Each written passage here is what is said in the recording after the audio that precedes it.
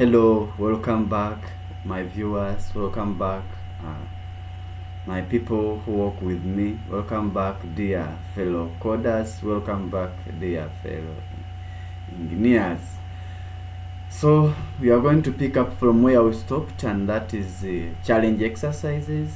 We appreciated very many things as far as this module is concerned. Remember, we are still disintegrating, and this is likely or majorly the last video as far as disintegrating or demystifying data types is concerned. I have made several videos because this was one of my first modules, and the modules that need more clarity, the modules that need more clarification. So I've covered a full module in almost 4 to 5 videos, and they are very extensive with the challenge exercises, with the extensive notes covering every part everywhere in an order that is not going to confuse any learner. Remember, guys, I told you that for us to get to our notes that we use here at this platform, or for us to get to any course material that we use at this platform, we shall always go to our YouTube channel. Our YouTube channel is MIJ Tech Hacks. We shall always go to our YouTube channel, which is MIJ Tech Hacks, and on our YouTube channel page we shall go to where there is 2 more links. We go to where there is 2 more links, and then we try to open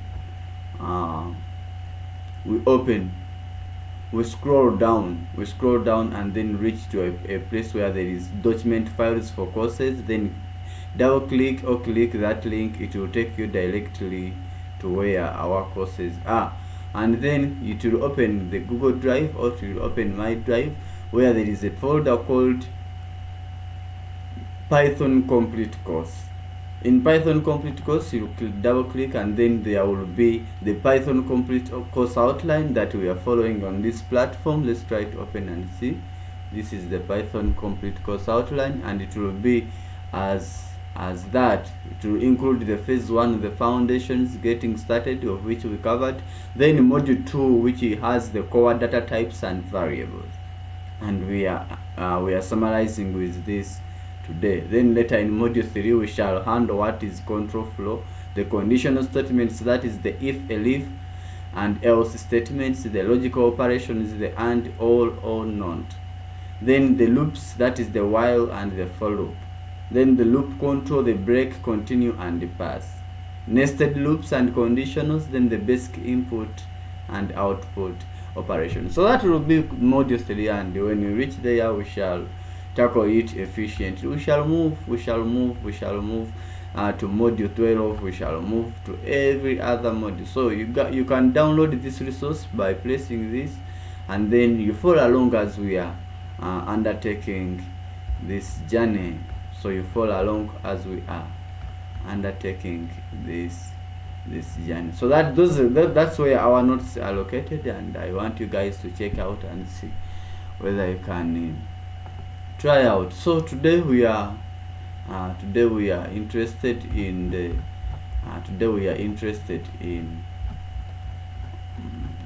so this is one of our notes, and yesterday we went through exercises, we went through everything. So today we want to cover these challenge exercises, the self-study solution, like the self-study exercises. These ones we didn't provide solutions in the previous lesson or in the previous tutorial, because we wanted us to try out, and I think everyone tried out, though I wanted us to comment in the comment section and see where we could collect each other and see how we could help improve each other, so that by the time the next lesson comes in or clips in, we are able to follow along when we try it out. You know that coding is all about trying out at your own. Coding is all about solving problems at your own. In this era where we have AI, whereby every issue that you have, every problem you have, you address it to AI and then tries to solve for you. Most especially, AI is very good and very efficient when it comes to coding. It might not be good in any other thing, but when it comes to coding, AI is very efficient and very refined. So guys, you don't need to always upload these challenge exercises to AI if you are having problems. Give yourself 3 hours, give yourself some time, sleep, and then you see whether you can figure out what is supposed to be done. Otherwise use AI to improve yourself, but not to kill your thinking. We are having these challenge exercises, and these challenges are for you. They were for you to attempt on your own before the next lesson, which is now this lesson. And solutions are going to be provided in this course or in this lesson in this document. We are going to be building together at the start of this class, and I want you guys to do your best, and making mistakes is part of learning. So let's go and then attack challenge 1. Challenge 1 tells us it is the temperature converter. The description, it is when you meet such challenges, you first of all read through the question and then understand what are the requirements. We are not taking this as a question. We are taking this as someone wants you to help them build a temperature converter. They bring for you instructions on which they want the temperature converter to operate, and they bring for you instructions on which they want the display to look like, you know. So they for them, they have the art, they have the mind, and they have what everything. They have like how they want their program to look, or what they want their programs to do. So for them, they give you instructions. They tell you that I want this program to be doing such and such and such a thing. So when you are building such and such a program, or when you are building that application for a certain company, you must put into considerations all the things, all the requirements that these people or the owners of the application that you are making them for, so that it solves their problems, it solves their soft problems in the company. So we have these requirements, and we must put into consideration of every requirement that is necessary for us to solve such and such a challenge, and then later be successful. So we have a description. Write a program that asks the user to enter a temperature in Celsius. So we looked at the input function that prompts us, or that asks the user to enter information or to enter data that is later worked upon, that is later processed in the computer. Remember, computers understand zeros and ones. So write a program that asks the user to enter a temperature in Celsius, convert it to Fahrenheit using the formula F is equal to C multiplied by 9/5. You don't need to cram these formulas, because they will always give you formulas. They will always give you principles on which to operate. So your work is to amalgamate code. Your work is to join code and then come up with the instructions that are matching with every formula. Even if they have told you that Fahrenheit is equal to C multiplied by 10/5, because they want their system to operate like that. So you don't need to cram such and such formulas that this is the formula for me to convert to Fahrenheit. No, you'll always have those formulas at hand, but your thinking, your creativity to come up with a formula, to come up with the code that is working in line with the formula that you have given you to calculate something or to calculate anything, is what makes you to be a standalone software engineer. So display the result clearly. So we want to convert, we want to write a program that asks the user to enter the temperature in Celsius. So the program will be asking the user to enter the temperature, and the temperature will be in Celsius. Then the app, or the app that we want to build for our people, or the program that we want to build for our company, must convert that temperature that was entered in Celsius, must convert it to Fahrenheit using the formula that you have been provided, and later display the result cleared. Are you ready to attack? This is MIJ Tech Hacks. This is MIJ Technologies. Innocent Junior Mkwaya, and we are ready to attack. Switch on, and then we go. So we shall go to our folders, and then try to we shall go to our folders and create a new Python source file and name it challenge. Now yesterday we were handling, I created my folder where I store such and such things, so such practices or such exercise tryouts. I encourage you to also do the same, and then you make your work very organized. So let's try to see which folder is that. Let me take access. So this is my folder, and yesterday we tackled module 2. Let's see.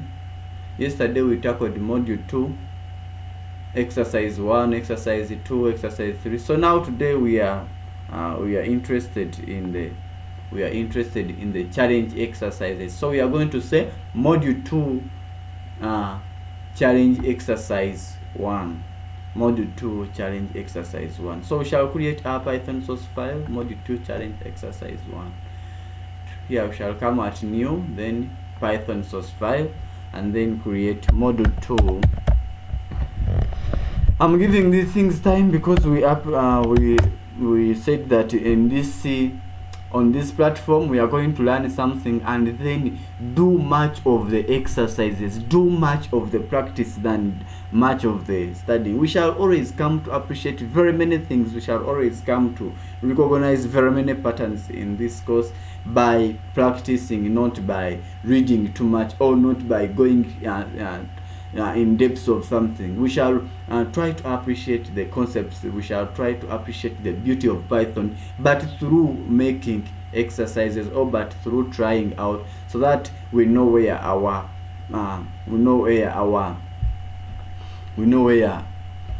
we have weaknesses. We know where our weaknesses are. So you need to always pay attention when we are handling this exercise. And what I encourage is that please always try out at your own. Try out so that you enhance your thinking. Remember, a person who is a good software engineer or that efficient software engineer is not that person that has covered all the programming languages. Let's say Python, let's say CSS, HTML, and so on.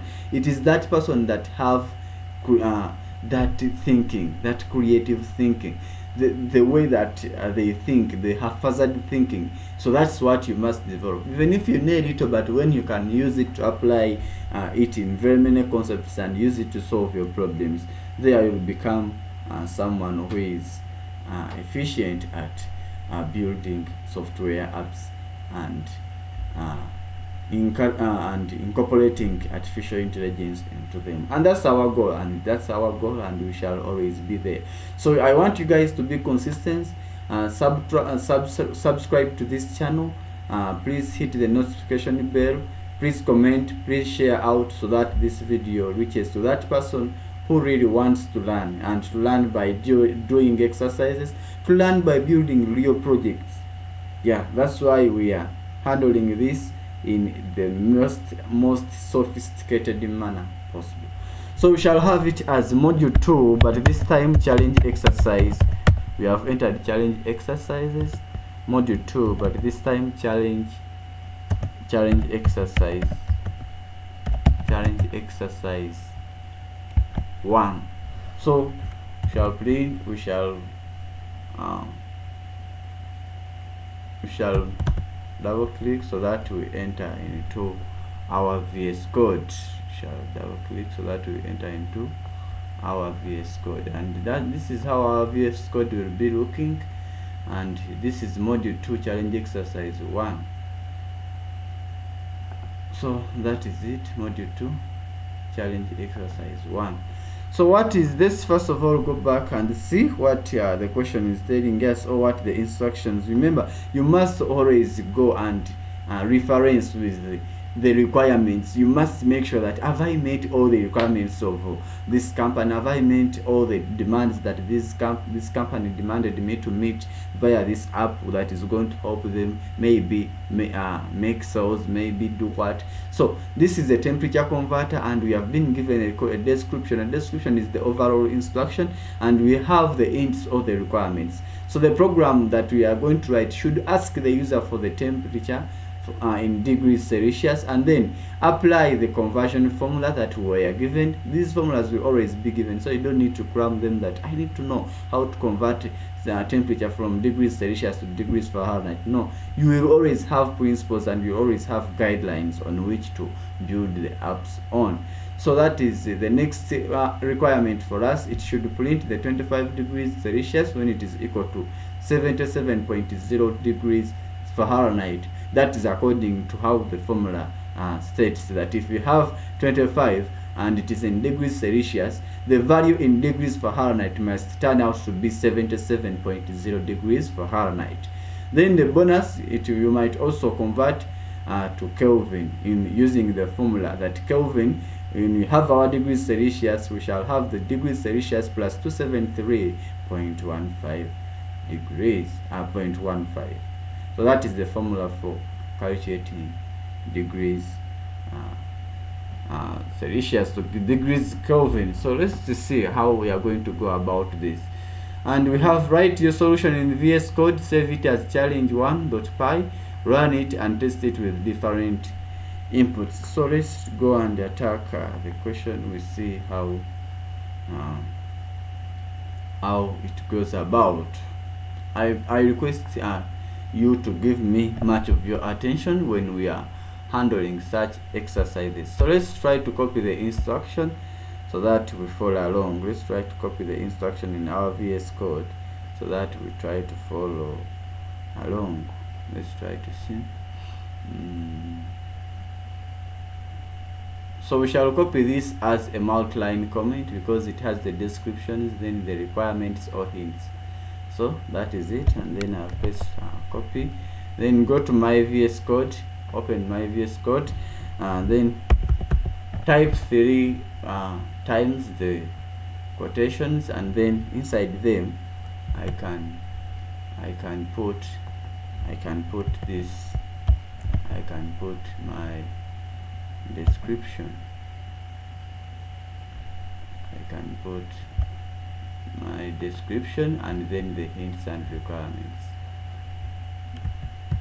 My description and then the hints and requirements. So that is a comment, that is a multi-line comment, and Python has not put either a warning or a problem because this is a comment, and comments, we said that comments are not executable in anywhere in the program. They just help us, guide us, and then direct us or direct other people who are seeing our source code or who are having access to our source code, explain to them that we are doing at this very moment in the code. So we shall have it as write a program that asks the user to enter the temperature in Celsius, using the conversion formula F is equal to C multiplied by 9/5 plus 32. Display the result clearly. The hints is that you must ask the user for the temperature in degrees Celsius, then apply the conversion formula and later print the 25 degrees Celsius, which must be equal to 77 degrees Fahrenheit. So we shall have our solution as a single line comment. We shall have our solution. Let's see our solution. So the first thing to do is let's first of all get the temperature from the user, because that's the hints or the requirements. We shall ask the user for the temperature because the user must enter what is the temperature at that current time. So we said that for us to get the input from the user, we shall use the input function, and that input function will be the prompt function. And since our temperature is supposed to be in decimal, because temperature is always supposed to be in a decimal form, and I'm sure that you know that temperature is supposed to be in decimal form, so we shall always convert this input directly, and we already know this from our extensive exercises that we did, over 12 of them. We don't need to go too much into that. We talked about type conversion. So I'm going to first of all write float, and then everything inside will be we expect the solution to be in terms of float. So we shall have our Celsius, which is degrees Celsius, or we shall say that Celsius, that we expect the user to enter the temperature in degrees Celsius. We shall have it as float is equal to float is equal to, and I think everyone knows as to why we are starting with float, because by default input gives us a string. But if we want, if we know that this is not supposed to be a string, we know it, the temperature is supposed to be a number with a decimal point, and a number with a decimal point is always a float. So we need to undergo type conversion and then convert everything that will come out of the user's input as something that is interpreted by Python to be in decimal form. So we shall enter something that will prompt the user to enter the temperature in degrees Celsius. So we shall say that enter temperature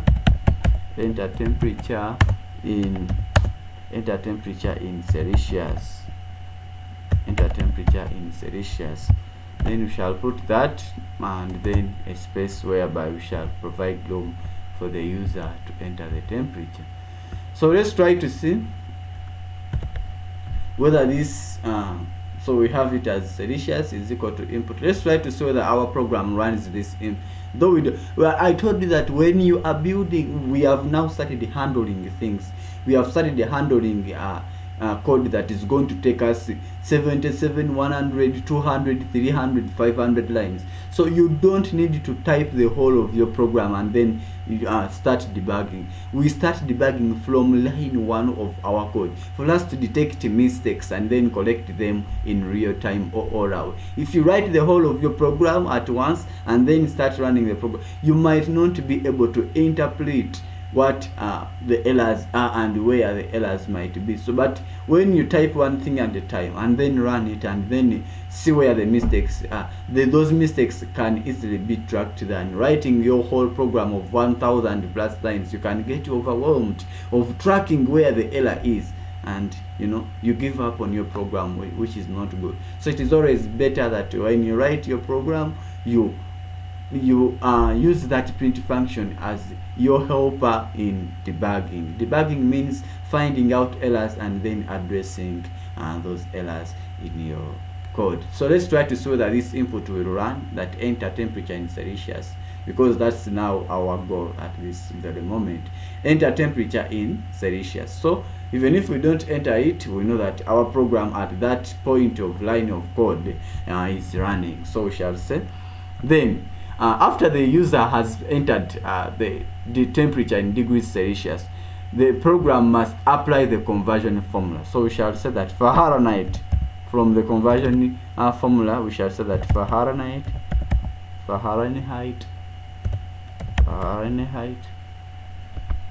Don't get overwhelmed with these spellings. Even if you say F is equal to you, because for you know what you are referring to. So long as you know what you are referring to, these are variables, and variables are not something that are constant. They can easily change throughout the program. So someone might use Fahrenheit, someone might use FAH to refer to it as the formula that is used to calculate in degrees Fahrenheit. So is equal to the Celsius that was entered is equal to the Celsius that was entered, which is Celsius up there. If you use the C, you write C, because now we already stored it, and that value that is there up is the one that is going to be fed into this formula. We are going to multiply it with 9 over 5, and then later increment it with 32, and then later increment it with 32, as you have seen. So it will pick the temperature that has the temperature in degrees Celsius that was entered by the user, and then get that temperature, feed it in this formula, and then later convert to let's try also to convert to Kelvin using that bonus that we have. Bonus also convert to Kelvin. Kelvin is equal to C plus 273.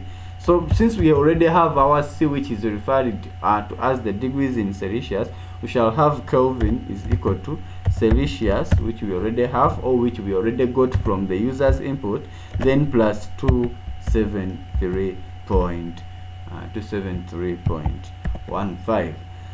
We shall display the results, because now the formulas have done their calculations and they have come up with something that is taken to be as the result. So we shall display the result. You can even comment and say, in my code here at this point of code, I'm displaying results.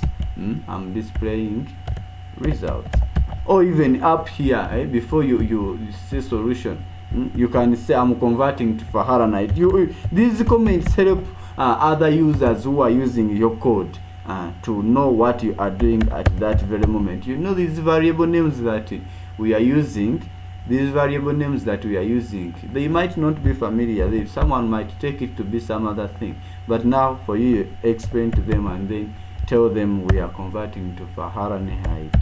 You are converting to Fahrenheit, and then in this formula here down, you are telling the users, the people who are using your source code, that we are converting to Kelvin, and this is the bonus. We are converting to convert to. So I want you to get used to this, and this is the bonus. I want you to get used to writing comments into your code. It will help you to track. It will help you to know why you did something at that very moment. So we are displaying the results, and we said that for us to display, we shall always use the print function, and we shall always use our f strings to feed information and together with the string. So that is called string concatenation, but using f strings, of which we discussed intensely, of which we went through in the last tutorials. If you have not watched those tutorials, please, I advise you, before you come to this, first of all, go and check out where those tutorials are in our playlist. They are already there and ready for you to attack. So we shall have it as Celsius, feed in the Celsius that was entered by our user, the Celsius, any Celsius degrees that were entered by our user, and then this will always be in degrees. This will always be in degrees Celsius. This will always be in degrees Celsius. This will always be in degrees Celsius. C is equal to, and this so how do we write degrees? How do you write in degrees? This will always be equal to degrees Celsius. So I don't know how you struggle with your keyboard to know how we write keys, but me, how we write degrees, but me, I'm going to write them here. You know how you use your keyboard, and you struggle with yourself how you write degrees Celsius. Is equal to,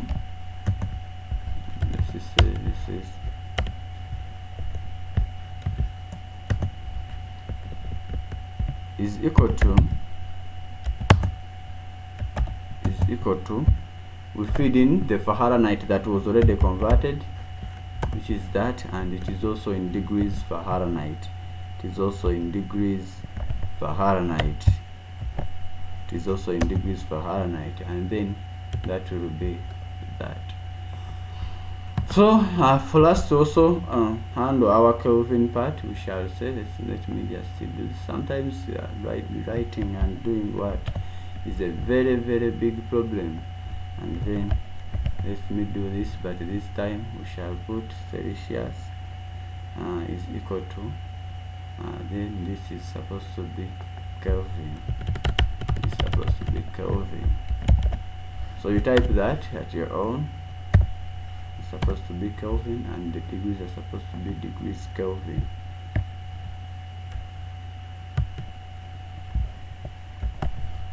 So that is it. Let's try to print and see. So enter temperature in degrees Celsius. Let's try to use what is in our PDF. Let's try to put 25. So 25 degrees, 25.0 degrees Celsius is equal to 77.0 degrees Fahrenheit, and 25.0 degrees Celsius is equal to 298.15 degrees Kelvin. And I think our program is running as expected. and the instructions on which we are told to operate upon is that the program must ask the user for the temperature in Celsius. This is where it prompts the user or asks the user to enter the temperature in degrees Celsius, and then later the program should apply that formula to calculate the degrees in the provided degrees and then convert them to degrees Fahrenheit. This is the formula, and we have applied it from our entry of Celsius. It comes here and incorporates it or inculcates it in there and then performs the calculation. Then the bonus that we had is for us to calculate those degrees Celsius back into the degrees Kelvin by using that formula that we are given, and then later display the results. So that's what was expected in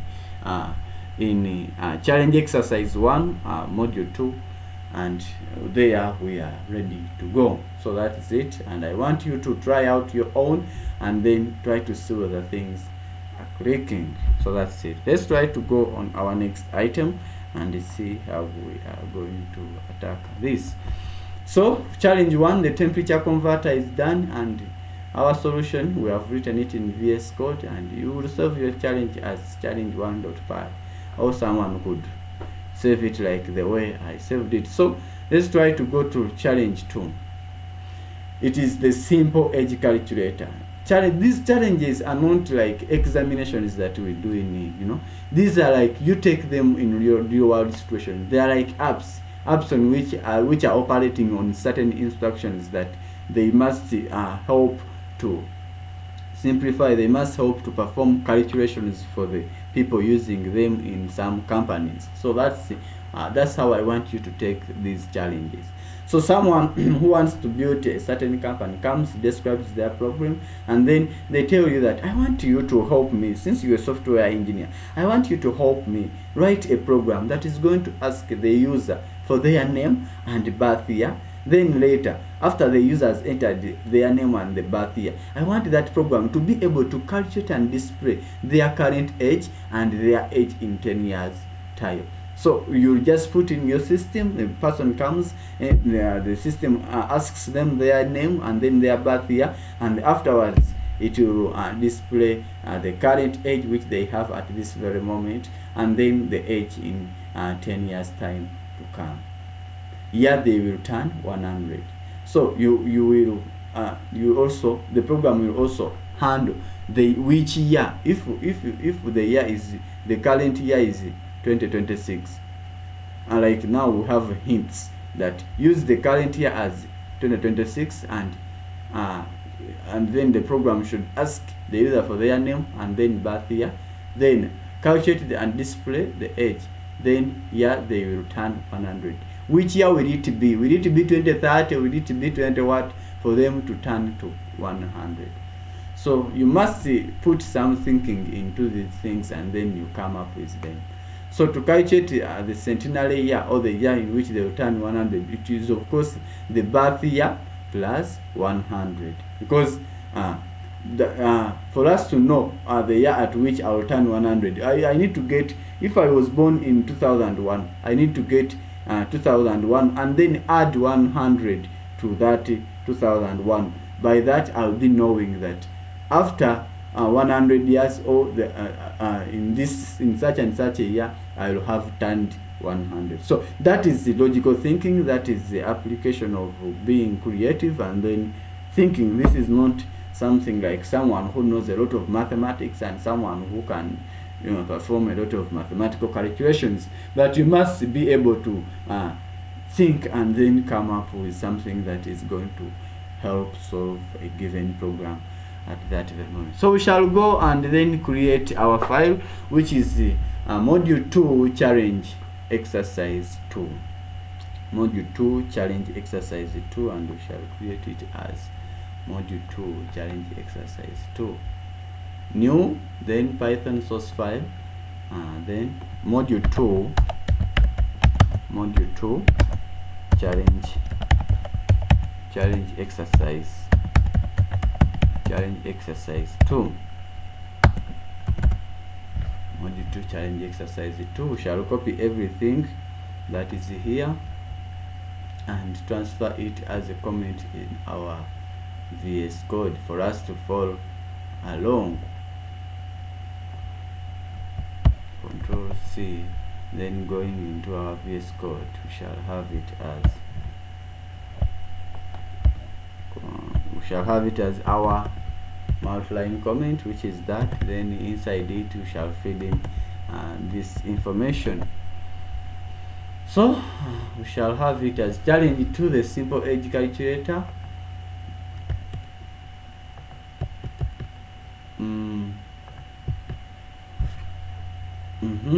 Then the challenge goes. Let me try to reduce. So that these things fit on there. Let me see.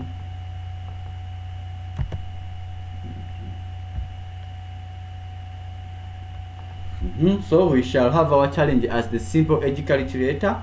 The description of the challenge is: ask the user for their name and birth year. Start away by asking the user for their name and birth year. We shall write our comment. As the solution. So we shall have it as solution, and then we go to our. Please, when you can even skip notes. You can skip not attending notes. You can skip everything that we covered notes. But when it comes to try out exercises, that's where real programming comes in. That's where real skill building comes in. Never skip any exercise, however small it might be. It is testing something and it is adding something on you.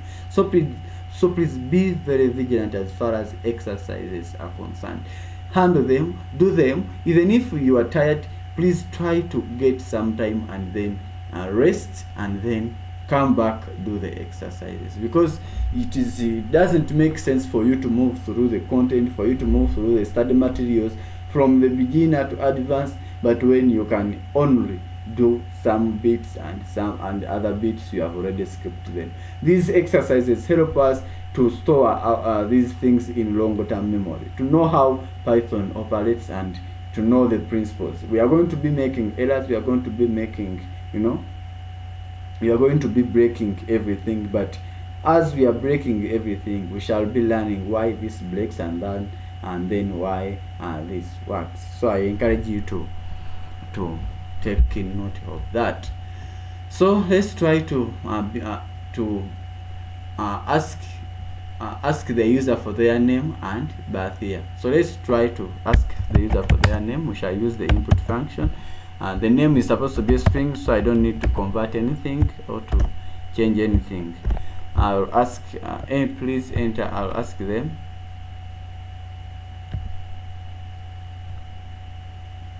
This is him.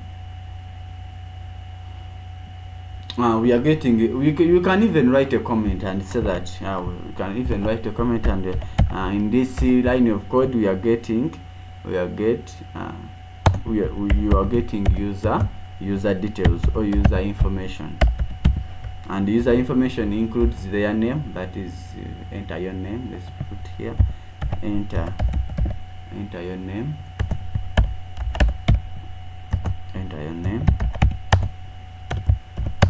Let's see whether this input line at line 15 is working. We need to prompt us the user to enter the name. Enter your name. So it is working. Let's continue. That's the right way of debugging. So let's try to put birth year.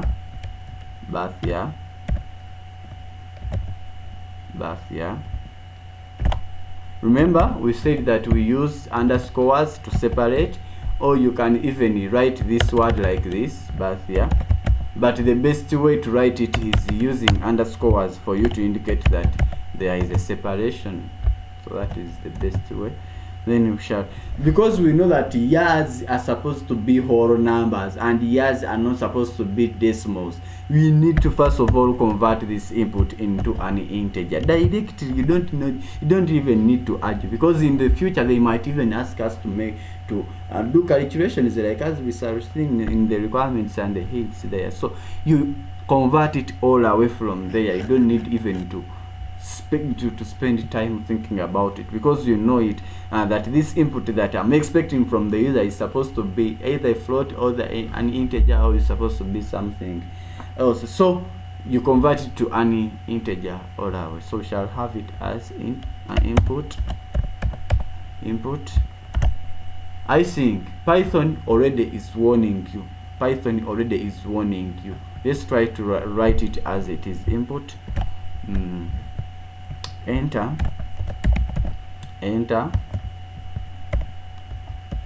your birth, Please allow yourself to make mistakes, because mistakes are the ones going to help you reach there, are the ones going to tell you the rules at which they are the ones that are going to make the rules on which Python operates to click into your mind, so that you always apply them whenever you are writing your code. You are going to start with the disorganized code, with code that is missing some parts, with code that is not refined well, but that's how beginners start, and that's how those big software engineers, like those big people who are teaching on YouTube, like Moshe Medani, you know, they started with this, and they were, you know, they were making mistakes, and they appreciated their mistakes. So please allow yourself to undergo that stage of development, because a baby cannot be born today and then the following day they start moving. They allow the process. You allow the process you allow the natural process to go to take the path that you are supposed to take. You allow to face the reality. Allow that you are a beginner. Don't look at people's code that is well refined. Don't look at AI code that is generated in seconds, and you know, and it is legit, and it is very refined. It is applying all concepts, and then you start comparing yourself to that. No, you allow yourself to grow. You allow yourself to make mistakes, and through those mistakes, you'll appreciate very many concepts. You'll appreciate very many rules at which Python deals upon, and by that you will not be making mistakes of the same kind in the future. So let's try to run our program, and we see whether this is going to prompt the user to enter their birth. Yeah, but I already know that I have a mistake somewhere, somehow. So the problems, I already have some problems. I've entered innocent, and that's my name, and then we see a traceback. Traceback, most recent call. How do we interpret such and such a traceback? We shall say this is MIJ TECH HACKS YouTube exercises, and that's the folder in which we saved this file, and the file that we are dealing with, the real file that we are dealing with, is module 2 challenge exercise 2.py, and it is a Python file. In line 16, we go to line 16. You know, Python explains to you where the immediate error, as far as the program is concerned, where the immediate error is. The immediate error that you must first of all work upon. In line 16, in module birth year, in the module birth year, in this birth year, it quotes everything that you wrote there, and then highlights where your mistake is by putting these, you know, these signs here. It highlights where your what is, and then names the error as name input is not defined. Did you mean input? You see, it is trying to direct you. So in actual sense, we tried to mean this input. We tried to mean input. Let's try to see. In actual sense, we tried to mean input. So taking note that the programs should always run further. Let's try to run our program again, and we see. Let's try to run our program again, and we see. Enter a name, innocent. Then it will ask us to enter our birth year. So that's it. And that birth year will be expected to be an integer. So we need to first of all inform that the current year that we are in, we need to inform Python that for us to know how many years we shall, which year shall we be 100 years, we shall need to first of all inform Python the current year. So the current year is, this is the current year. You write it through a comment, and then say current year is equal to 2026. Then let's try to go through the calculations. The calculations part. we shall say that age, because we need to follow the instructions, it will calculate, use the current year 2026, we have defined it there, and it is now known to Python. Calculate age using the formula age is equal to that current year minus the birth year. So we shall say that age is equal to the current year, which we already Python already now knows, that's why it appears in the suggestions, minus the birth year that the user entered already. So we shall be able to calculate our age by that. Then we shall be able to calculate our age in 10 years to come by saying that age in 10 years, age in 10, like you can even just say age in 10 is equal to age in 10 is equal to age in that very age, of course, plus what will take what the age in 10 years, so we shall say plus 10. And then the centenary age, or the centenary year, we want to know which year will that person be in 100 years to come. Of course, we shall get it as the centenary year, centenary year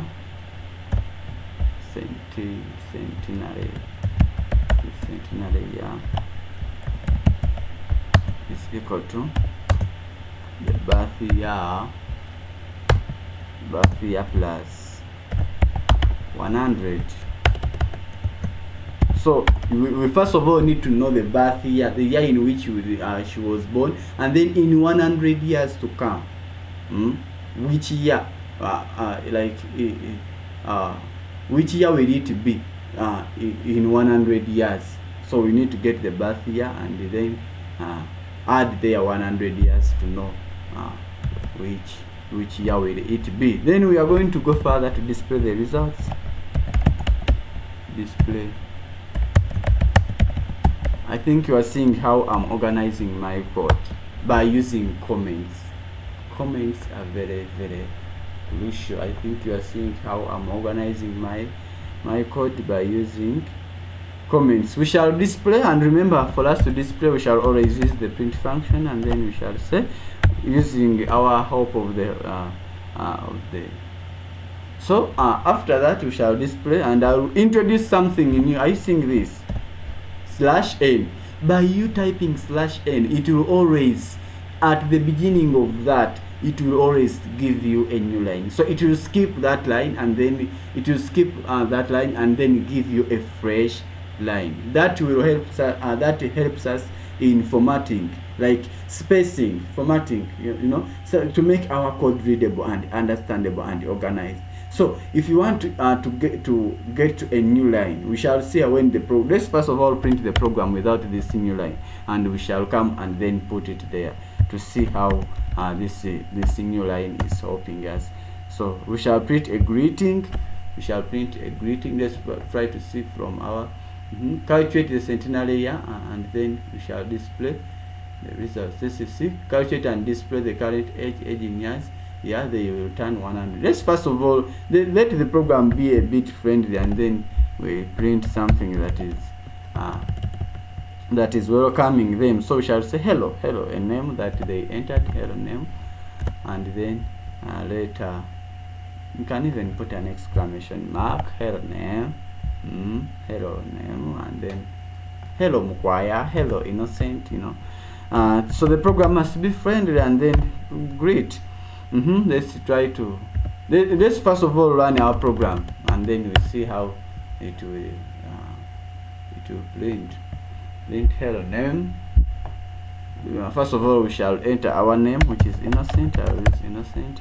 Then our birth year is what is our birth year? Let's say that innocent was born in 2001, and then hello innocent. You see, for us to create a space between what between the prompts or the questions that they are asking. Remember, for us, we are software engineers, and we are creators, and we are designers. So we need to design something that is readable, that is friendly. So let's first of all apply what we are talking about to see how it is going to look after applying our new line. Remember, we said that immediately after the F string, we just type that slash and then n. Python will interpret it as a new line. Let's try to print and see whether that space will be created after the prompts, and then the name is innocent, and then my birth year is 2001. So you see, after the prompts it will skip a space and then display the results. So that's how our code is looking clean. Or someone might even say without using this, someone might even say let's see, someone might print a blank, someone might print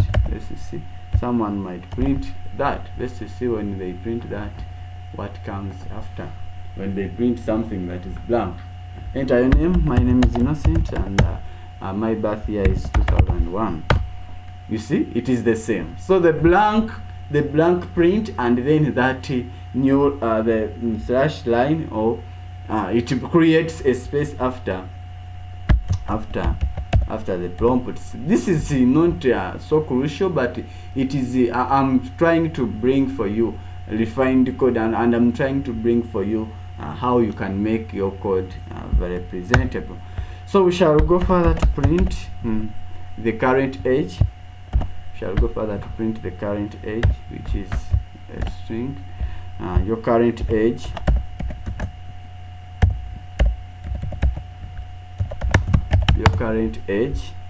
You need to inform the user their current age.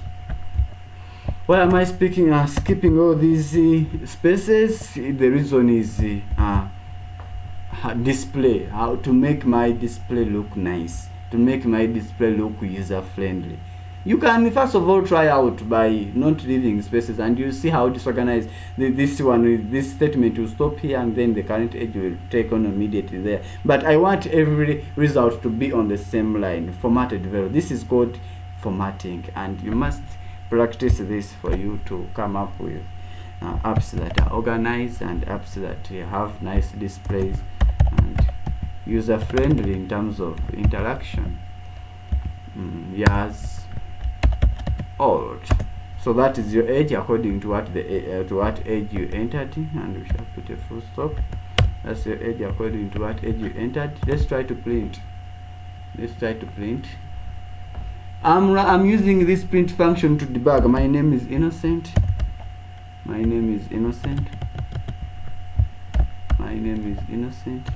What's taking place? My name is Innocent, and I was born in 2001.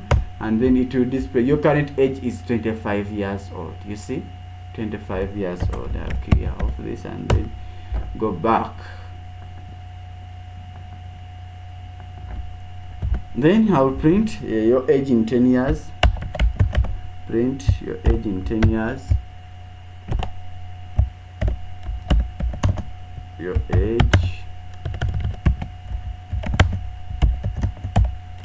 Your age in 10 years. Then we shall hit a space up to where your age in 10 years. It will be the age that you entered, that we already calculated, age in 10, and then yes, it will be years old. You'll try to print that and debug if there is any error. You settle it before you continue, and then you return 100 in such and such a year, the centenary year. You return 100 in. You see, these things are not on the same, but the answers are always formatted on the same line. That's why I was creating certain, because some statements here were long and the other one were small. So we shall have the centenary year, and that will be the year in which you return 100. Let's try to run our program and see what comes along. They will ask us for that. They will prompt us to enter our name, and my name was Innocent as usual, and then I was born in 2001. Then the program will display, hello Innocent, your current age is 25 years old, your age in 10 years will be 35 years, and you return 100 in 2101, you returned 100 years. how I wish I turn 100 years when that time comes. Oh Lord, I would like to enjoy the fruits of the world. I would like to see my students that are enjoying this platform when they are software engineers and they have 25 years of experience in 100 years to come. And that's everyone's dream. That's if life is not turning upside down. That's if you want to turn your dreams true. So that is it, and we have, I think, met all the instructions, captured the centenary year, we have captured it, and then we have also displayed the current age, the age in 10 years, and the year they will turn to 100. So that's how our program is, and we have used comments, we have formatted very well. Just try to, if I didn't leave this space, what would do? How would it to be if I was leaving that space there, and then a little space there, like as a little space there immediately after. Let's try to say a little space there. Let's try to print our program and see if I hadn't left the such and such a space. Let's try to see. You see, the tell us center our name, and I'm innocent as usual, and I was born in 2001. You see, things will be disorganized. Your current age 25. Yes, it would print, but this would be here and the other one would be after this, you know. So I would like us to create code that is refined, that is readable, that is friendly to the user, and we shall always see how better we shall do that. We shall always see how better we shall do that. So that is it, and we shall move on to our challenge exercise 2, challenge exercise 3. So you save your work and then continue. Let's go and see what is the next on the agenda as far as our PDF is concerned. We have challenge 3, that is the shopping bill calculator. Challenge 3, that is the shopping bill calculator. And then we have challenge 4, then challenge 5, challenge 6. I think how many challenges did I create for you? I created for you 6 challenges, but I'm going to handle only 3 challenges, and I will go to the project. I will go to the project, so that the other exercises will be for you to comment and for you to, you know, to interact in the comment section, and try the other 3 exercises that are remaining will be for you to try out the body mass index, the BMI calculator. They are the same things for you to apply the rules. You must do this and do this. So I'm going to exercise 3, and this exercise 3, the shopping bill calculator, will be our last challenge exercise as far as the solutions for this are concerned. And I request you to try out exercise 4, and then comment in the second in the comment section what will be your input and how will your code consist of. There you will be having some other things like use of len, the upper to convert to lowercase, and then access the first character, you know, yeah, things like those ones. So you will build until challenge 6, and then you will be interacting with your friends in the comment section. Some will guide you, some will show you where your mistakes are, and you can even mark yourself by running the programs to see whether you have met all the requirements and the instructions. So I want us to conclude by having this module project, which is the personal profile and calculator system. Before that, let's first of all go through challenge 3, which is the shopping bill calculator, and I will go and then create challenge 3. That will be challenge 3 exercise module. We are still in module 2, but challenge 3 exercise 3. Challenge what? Challenge module 2, challenge exercise 1, and let me name them as challenge 1, and then challenge, because these are not exercises. Challenge 1, then this is module 2, challenge 2. This is module 2, challenge 2, and then I'll create module 2, challenge 3.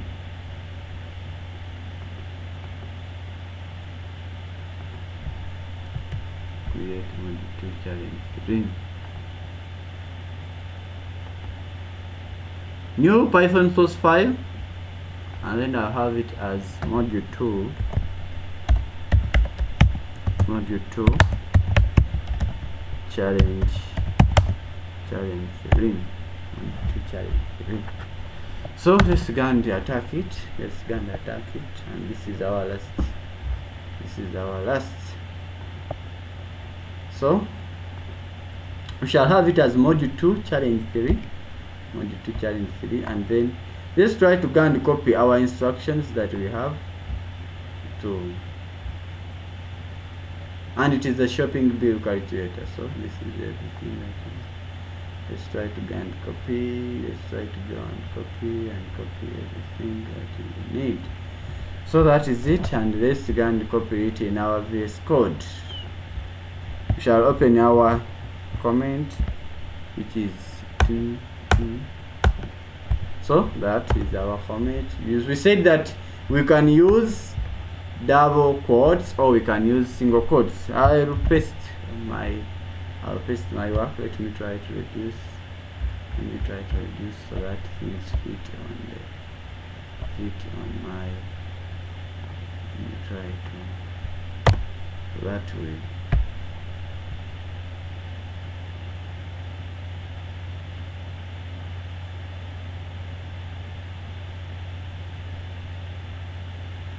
Let's try to see.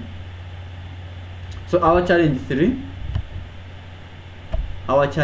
goes the shopping bill calculator, and the description is a shop sells 3 items. So you must go through the question. A shop sells 3 items. Ask the user for the quantity of each item. A shop sells 3 items. Which items are those? We shall know. Ask the user for the quantity of each item. So let's say that the items that are sold. For example, a shop is selling sugar, and then a shop is selling salt, and then at the same time a shop is selling maize flour. And we want to know what quantity does the user want to take. If it is sugar, how many kilograms? If it is maize flour, how many kilograms? And if it is the other item, what quantity? So we shall ask the user for the quantity of each item that they want to take. Calculate and print the total bill with a 16% value added tax. The hints and requirements, the item prices. Let's say that now the hints that they gave us here are the pen, book, and then the bag. The item prices, that is 500 for the pen, and then 2,000 Ugandan shillings for the book. We are using Ugandan currency because I'm in Uganda, and if you are in the US, you can use US dollars, or you can use USD, you can use any other currency that you are having. So feel free, and we are not prioritizing anything here, but we are using something that is free with us, something that we are acquainted with, or something that we are free to use. So you can put anything there. This is not, we are not promoting anything, we are not promoting any country. We are just using something that is simple for us at this very moment. So the item prices, that is 500 Ugandan shillings, and then the book is 2,000 Ugandan shillings. And then moreover, your programs that you'll be creating will be handling all these prices. The program will include the prices for the US, for people who are in the US, because the program will be used worldwide. So you don't need to say now me I'm using something like that. So don't be disturbed by things that are referring, or that are being used for a certain country. So the pen is 500 Ugandan shillings, and then the book is 2,000, then the bag is 15,000. Then we shall ask the user for the quantity of each. Then we shall ask the user for the quantity of each. Let me go to my original question, because I don't want to get confused. The quantity of each. Then later calculate the subtotal before tax. Let me see what I have in the instructions. Let's calculate the subtotal. Do I have that? Where is that part? Oh, sorry. This is not. That's why I wanted to go back, and this is just it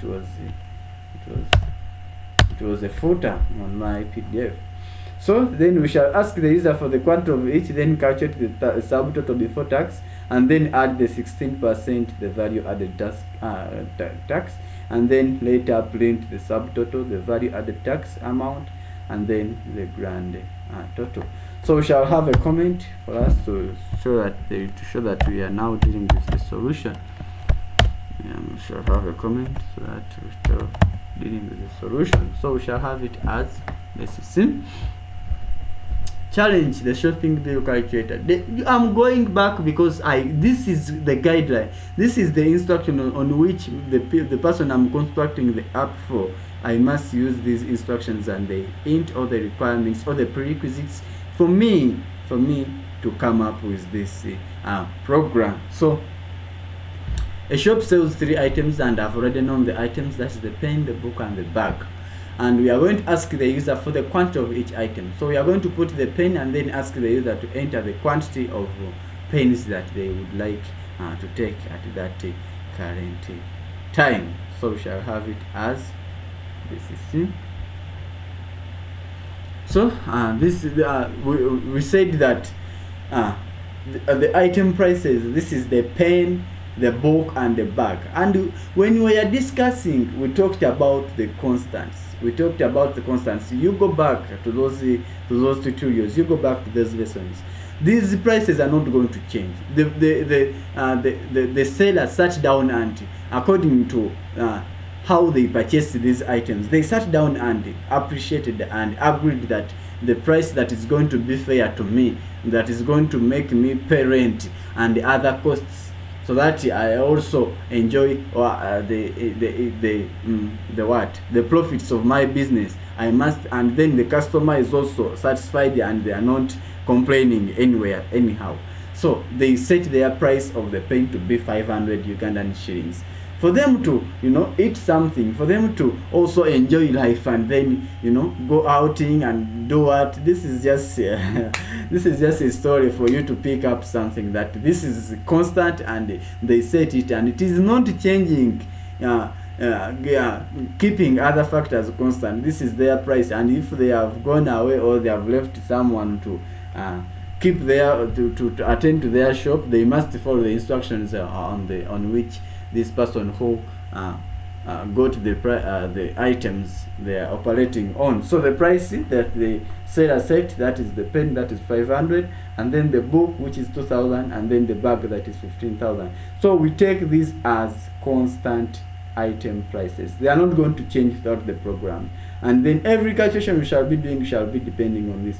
We said that constants, we shall always define them at the start of the program, and we shall always define them using capital or uppercase letters. And every programmer that will be looking at your code will always be appreciating that this is what was defined at the beginning of the program, and it was defined in capital letters, therefore they will take it to be as a constant. So we shall have it as the pen price in capital letters. Let's try to say these are the fixed item prices, and they are in Ugandan shillings. So we shall have it as hash, a comment that is explaining what you are doing, or the constant item prices. Someone would say the constant item prices or the fixed item prices. The fixed means that they are not going to change. Constant means that they are constant and they are not going to change throughout our program. So we shall have it as the constant item prices, and these are in UGX. So we shall have it as capital letters or uppercase letters, the pen price. And you are going to see, even Python will know it, that this is a constant. You are going to see the pen price.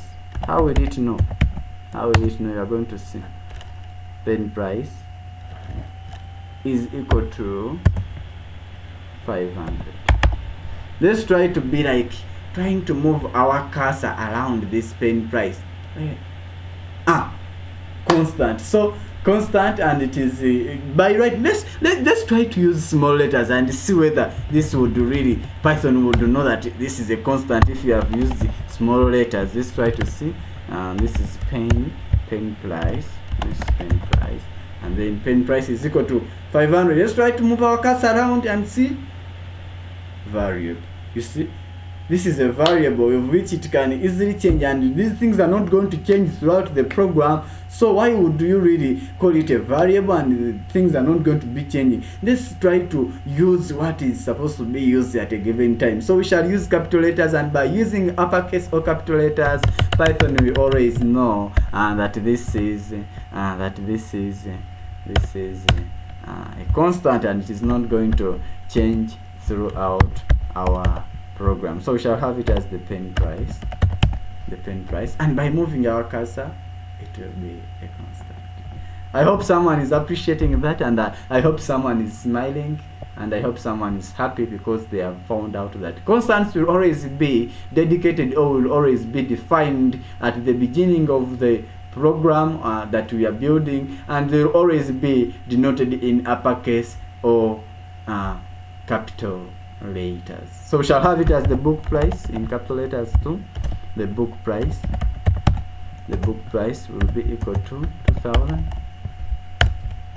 and then the bag price, we are using underscores to separate these words, and I hope you know from everything that we discussed earlier. That's why I'd like everyone to first of all watch the previous tutorials, and then come back and give a testimony. So that is those are the constant item prices, and then they are in Ugandan shillings. And then we shall go further to comment that we shall be getting user input or the quantities. Let's try to get quantities from the user.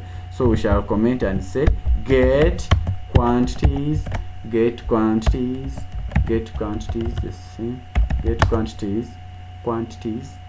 from the user. Get quantities from the user. So we shall have the pen quantity, you can say even like that, pen quantity is equal to, because quantity will always be an integer, and quantity we shall not have 1.5 pen. How are you going to break the pen and then give it to the for you to convert to a float? Are you going to the user says, I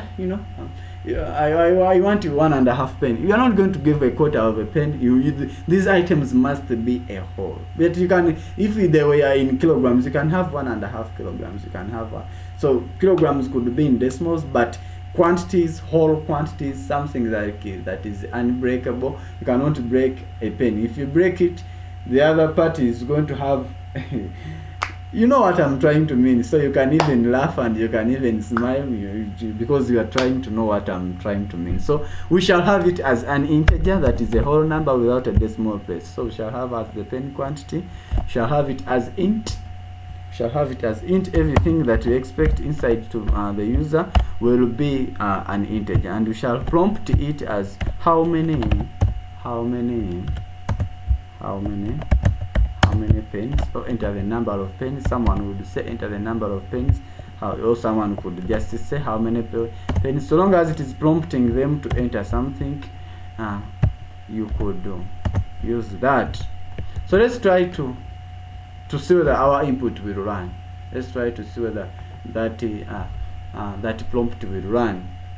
How many pens, and you must enter the pens, and the pens will enter automatically. Python will take them as an integer or a whole number without a decimal point. I hope someone is appreciating, and I hope someone is smiling, and I hope someone is following up. I like you to be smiling throughout the program. I want you to be smiling throughout throughout the lessons, and that will communicate to me that someone is really understanding, someone is really fathoming the Python concepts. And we are going to go like this. We shall use examples, real world examples. We shall use we shall always be laughing, we shall always be smiling, and we shall always be building our programs together. I hope someone could subscribe to this channel. I hope someone would really hit that notification bell. I hope someone would really get the updates in real time as soon as a new lesson or a new video is released.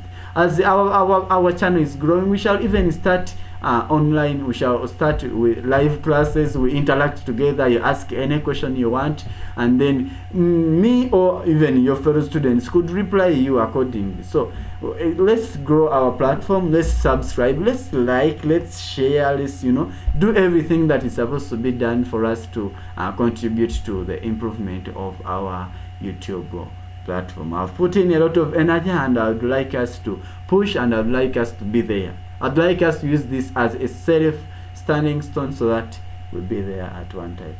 So the book quantity, we shall also automatically convert it to an integer and then get the input from the user, which will be input. We shall enter our prompt, and then we shall enter our prompt. It will be, let's try to send. It will be how many books? How many books? How many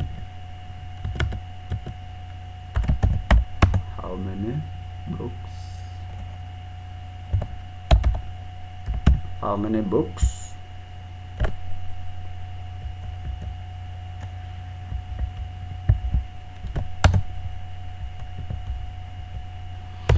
Then we shall have our next part. Which is the bag quantity, which is the bag quantity, and it will be also an integer. Convert it directly to an integer. It will be input how many. It will be input how many. Of course, it must be in quotations. How many bags? The question mark, and then provide a space on which they will enter so that is it. And so we shall after we have gotten items from the quantities from the user, we shall go further to calculate the item totals.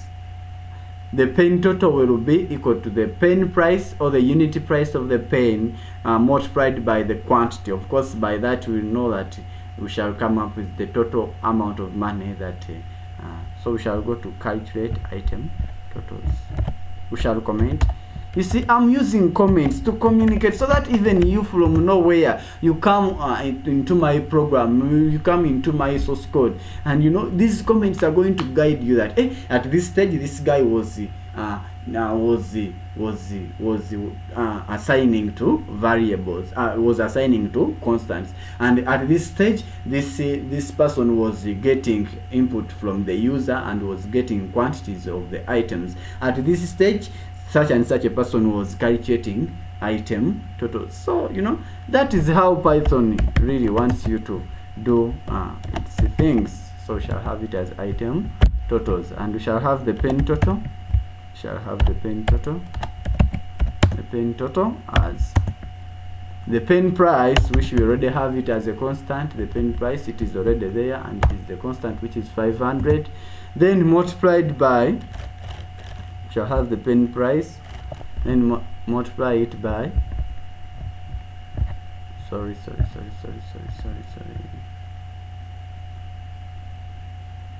Oh, am I still recording?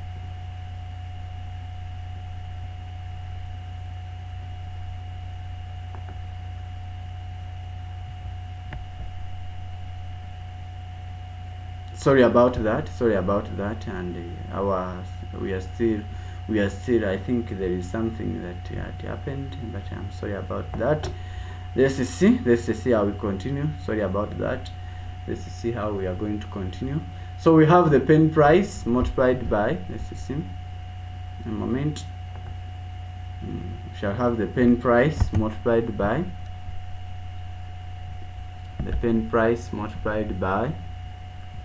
pen quantity, pen price multiplied by the pen quantity.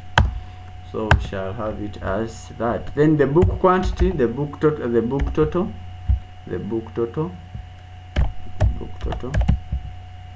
We shall have it as the book price. We shall have it as the book price, and multiplied by the book quantity. Multiplied as the book the book quantity. Then we shall have the bag total, the bag total, the bag total, the bag total. We shall have it as the bag price. We shall have it as the bag price, which is that. Then we multiply it by the bag quantity. We multiply it by the bag quantity. So we have calculated the item totals, and we are going to calculate the subtotals. What is the subtotal going to consist of? Because in our instruction they told us that ask the user for the quantity of each. We have done that, and then calculate the subtotal. Calculate the subtotal before tax. The subtotal before tax. So we need to calculate our subtotal. Let's to try to inform that in this stage we are calculating the sub. In this stage we are calculating the subtotal. Calculate subtotal. Calculating subtotal. Subtotal will be the pen total, the book total, and then the bag total. So that will be the total amount of money before the tax. But remember, after application of tax, the amount might increase because these are the set prices before tax. Remember, everyone is obliged to pay taxes. So this is the amount that we are supposed to pay when tax hasn't been applied, and that we are referring to that as the subtotal. So we shall assign our subtotal. We shall create a variable subtotal, and then subtotal will be equal to pen total plus book total then plus bag total. So that will be the subtotal. So we have calculated, let's see, calculate subtotal before tax. This is the subtotal before tax. Then after application of tax, let's say add 16% tax. Add 16% tax. So how are you going to effect this? Calculate the value added tax and then the grand total. So let's first of all inform that we are going to calculate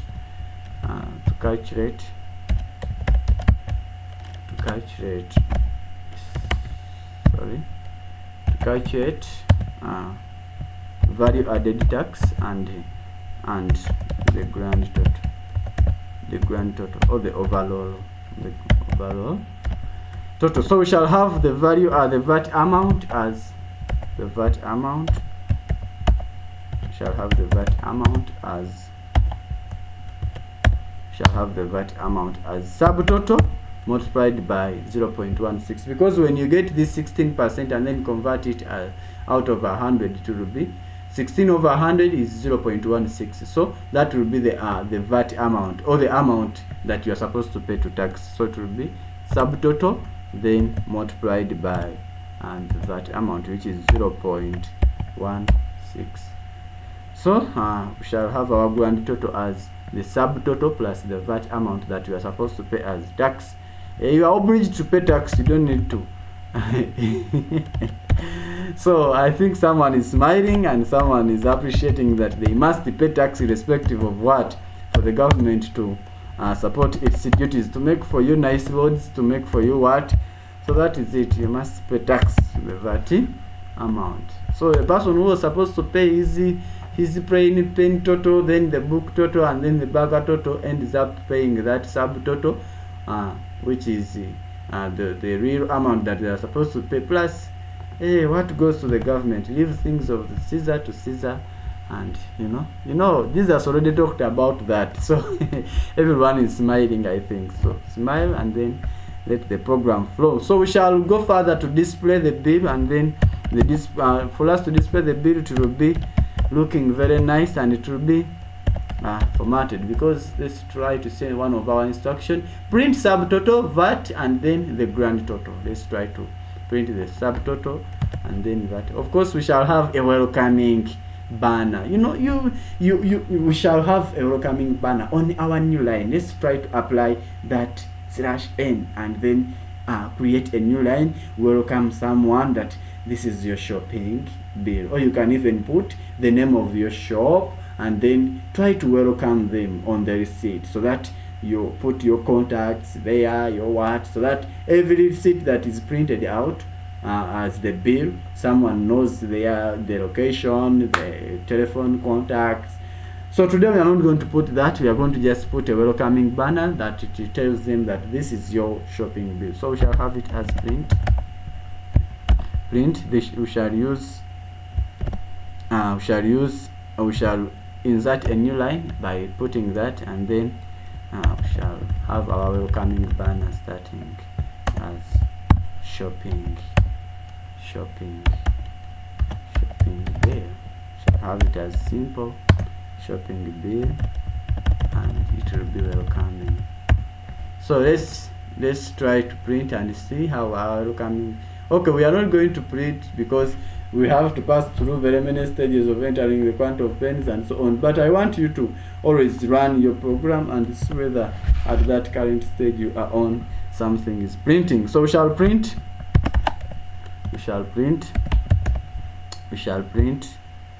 pens. Let's try to see according to what the instruction is telling us. Print subtotal, then value added tax, and then so let's try to first of all to show the what we need to show our customer. We need to show our customer that this is how the bill came about. This is how the bill was calculated. You're not going to just tell them subtotal is this and then total is there. That is not practical. Someone needs to know how did this subtotal come along. So we need to break down that and then later display the subtotal, the totals, and so on. So we are going to tell them that you took pens. Let's see. We are going to use F strings. We inform them that, hey, dear our customer, you took pens, and then the pens were calculated as follows. The pens that you took were calculated as follows. We are calculated as the pen quantity, which you took the quantity, you inform them of the quantity they took, and then we got that that pen quantity, then we multiplied it by the pen price, which the price you must inform them that this was the pen price. For them to be informed that this is the quantity of pens I took and this is the amount at which they gave me these pens. So the pen price, which is a constant, up there we already have it. When you go to it, it is already a constant, which is 500, and it will never change. But if it is a variable, it will never give its value, because at any time it can change throughout the program. So the pen price, which is a constant, which is already given its value as 500, as you saw, it is indicated there because Python knows that this will never ever change. So that's how the calculation was made, my dear customer, and it totaled the pen total, the pen purchase totaled up to Ugandan shillings. It's denoted by UBX. Then you put it in, or you feed in the pen total like that. So you undergo that, and then we shall go to print the books. Let's try to break down what the books are consisting of. So books, we just try to also inform the customer how the books calculations were calculated. So you inform them of the book quantity they took, and then show them how the multiplication came along, that we multiplied it with the book price, which is the book price, which is that, which is already 2000, and it is known by Python. And then afterwards we computed your total as Ugandan shillings. Computed your total as, let me try to format this also to be on the same line. We computed your total as UGX,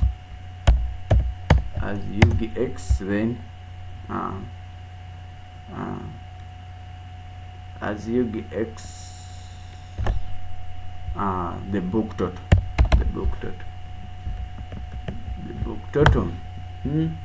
So that is it. Let's try to go and then print the bags, break down what is in the bags. We shall have it as the F string, then bags, try to format. The bags were broken down as the bag quantity. Open our curly braces, the bag quantity. Then we went further to multiply that bag quantity with the bag price, the bag price, which is already known as milestone, as 15,000. I'm sorry, I was using my local language. As 15,000, and I think someone is following along as 15,000. Then we will later go. We will try to put some words here. Let's try to see. With the UGX, then the bag total, and the bag total, which is that. So we shall have that. Then later we shall create. We can for us to format our work very well. We can even after showing them how the breakdown was, showing them the pen total, the book total, and then the bag total, we can skip a line, or we can create a separator, a single line separator, a dash to show them that that's the breakdown, and then below is our subtotal, our value added tax, and then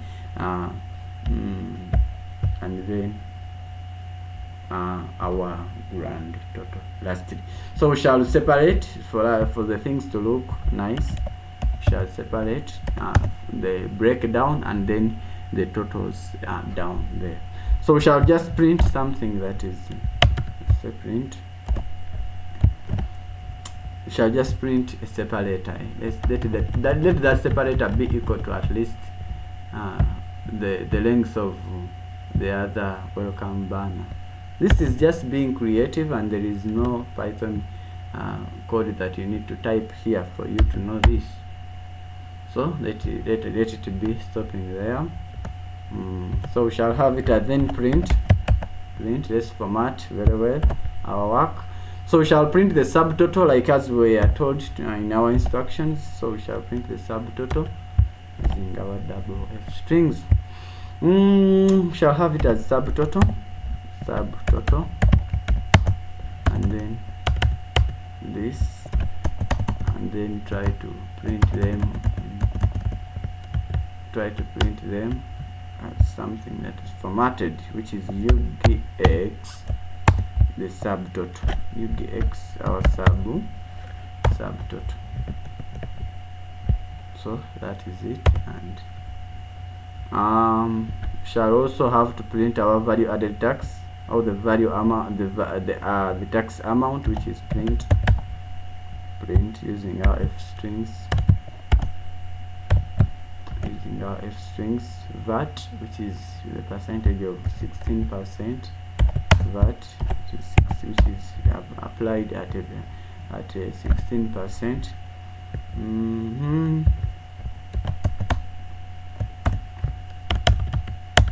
So we shall have it as UGX, then apply it as the VAT amount, which we already have. So we shall have it as that. Then print string, then our grand total. Shall have it as our grand total. Shall print our grand total. Am I tired? Yet we still have to cover something else. Our grand total is UGX,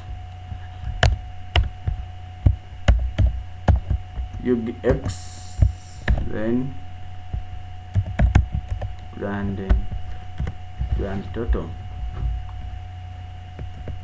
So that is it. We have printed our subtotal, the value added tax, or the VAT, and then the grand total. So we can later close our receipt.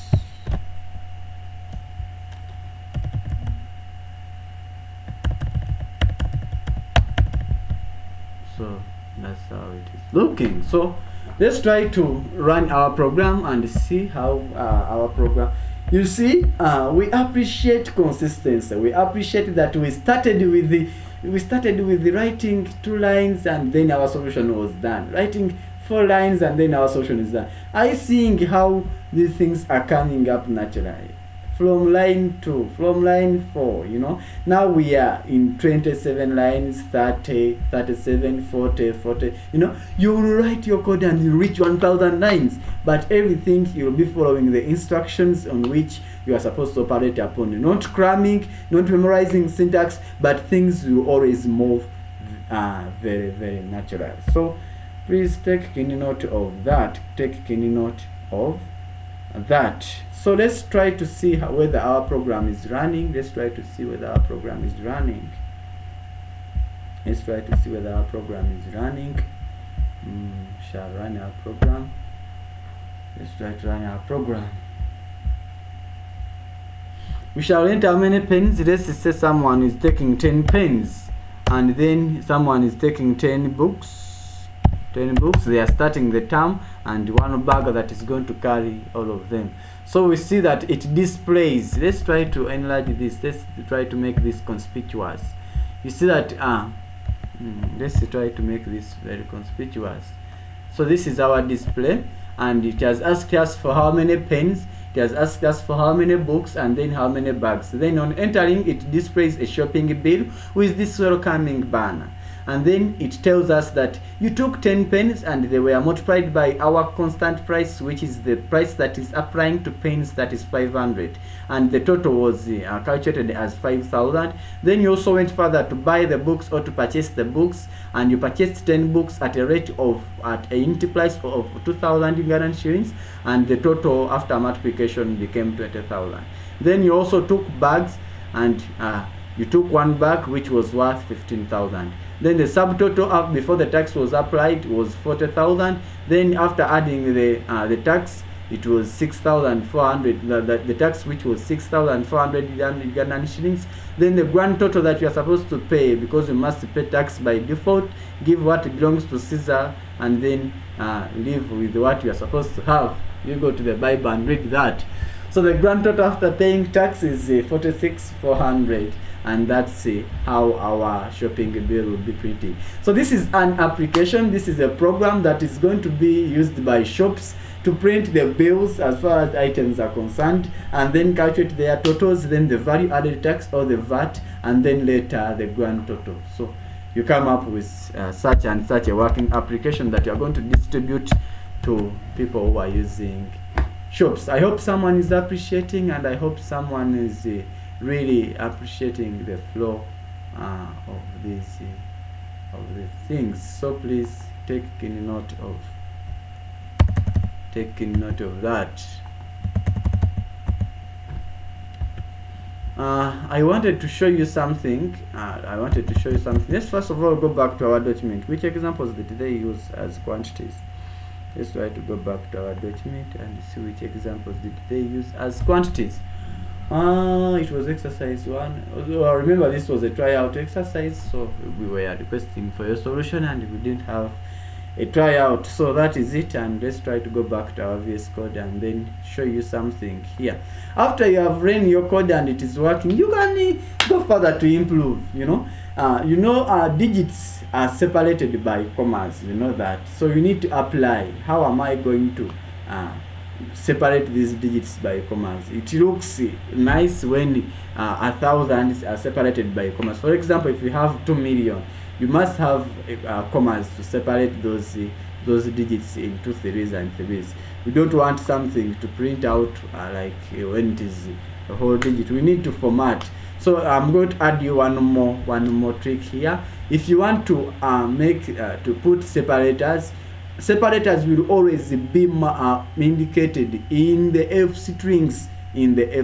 You cannot put them outside those F strings unless otherwise. So we shall always have that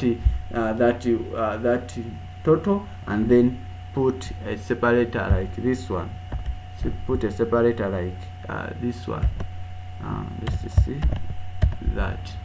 Prints the values to a stream, comma, or to system, that's the std out, by default. So string inserted between values, that is a comma, a default space.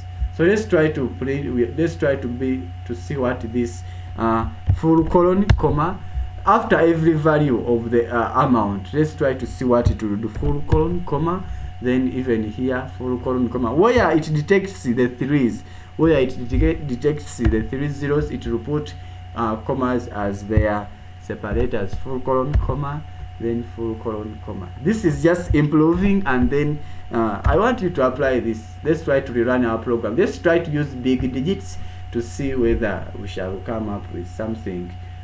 So this is our program, and they are telling us to enter how many pens. Enter how many pens. We shall say that he took 30 pens, and then how many books. He also took 25 books. Then he took 2 bags. So you see that we have added separators. Where there is 3 zeros, there is a separator, which is, I think everyone appreciates that.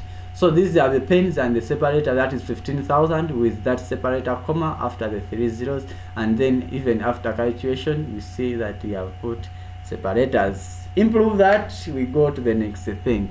I'm not going to give you any other trick besides that. Add that, and I'll be giving you tricks in formatting as far as if strings are concerned. So I will give you, if there were decimals, for you when to rounding off, and then when to truncate, and when to do everything. So today we have learned how to add separators in the digits. Someone who would like to use a separator as a dot would also use by putting a dot, as a separator, but in most cases man is separated by commas. So that's how our challenge 3, the shop billing calculator, has moved. I want you to try out challenge 4. Which is the string inspector, whereby it will ask the user to enter any word, put length, uppercase version, lowercase version. We covered that.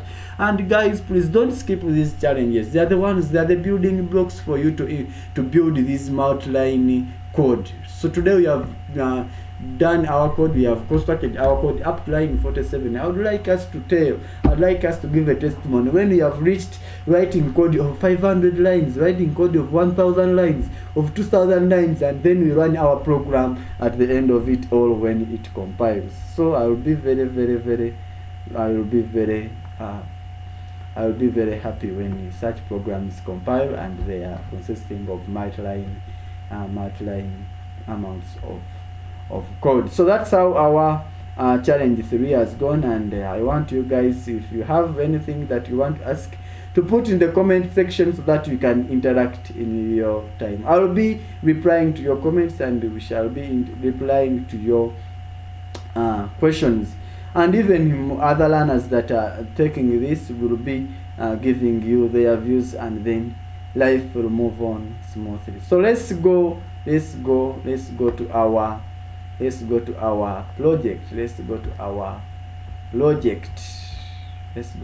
project. So this is our module project. And this is our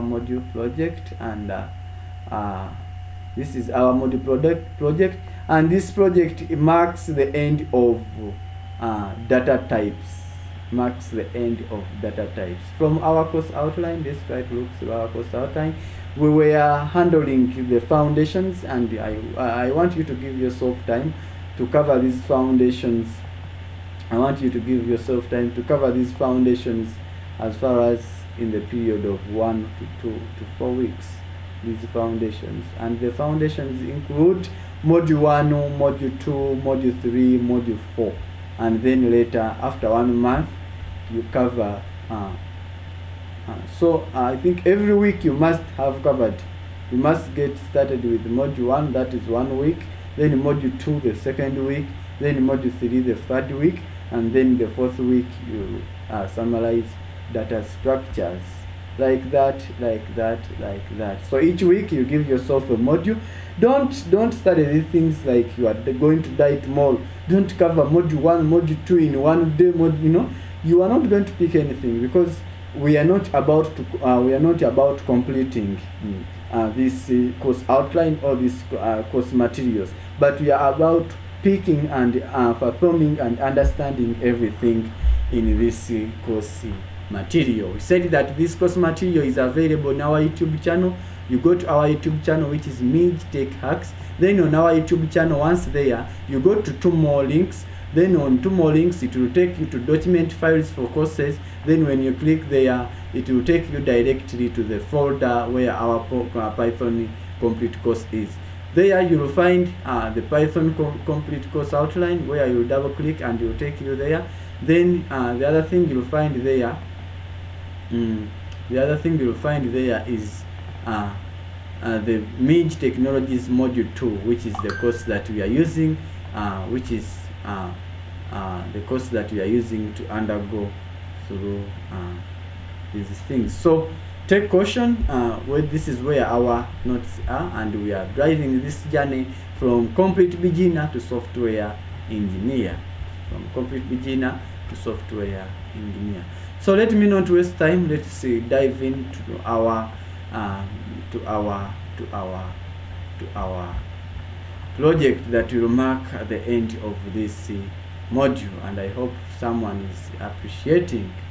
Let's try to go to our module that will mark the end of this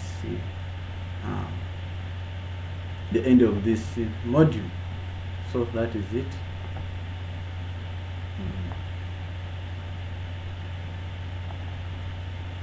So this is our Python. This is our module. This is the personal profile and calculator system. And the module wrap up the project. This project tests knowledge from module 1, that is Python setup, print, comments, basic syntax, and module 2, that is variables. So these modules will be the end of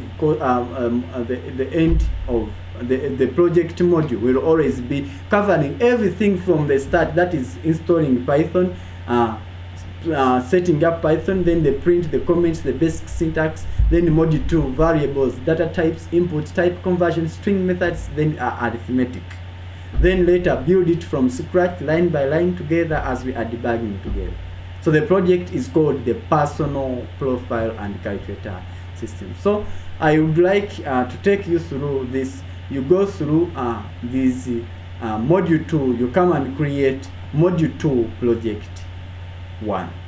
So we shall have it as module 2 project, because every module will be, even if you don't say project 1, we are going to name our file as module 2 project, because every module will have its one big project that will sum up everything that we have covered from the start, so that we apply our knowledge increasingly,